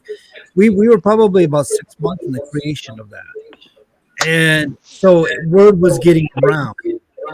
And we were starting to get Spanish speaking people. And of course, we had Spanish translators. Like Joe Alfaro would translate things into Spanish for folks that didn't speak Spanish.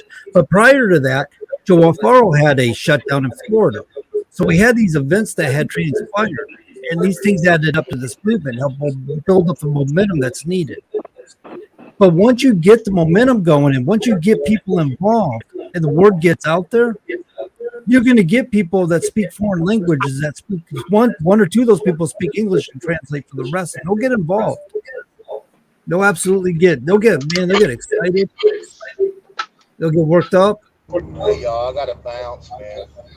Yeah, it's time to wrap this up. I'm like an hour overdue getting off here for myself. Yeah, I wanna thank you, John, for coming on board and spending some time with us this evening. I'm gonna be on your show Thursday. I appreciate you for being here. Thank you. I know you got to go. We usually say we're gonna do these for an hour, but they always run 3 hours or more. Yesterday ran 3.5 hours. So, thank you for showing up. You have an open invitation, sir. You are welcome here anytime.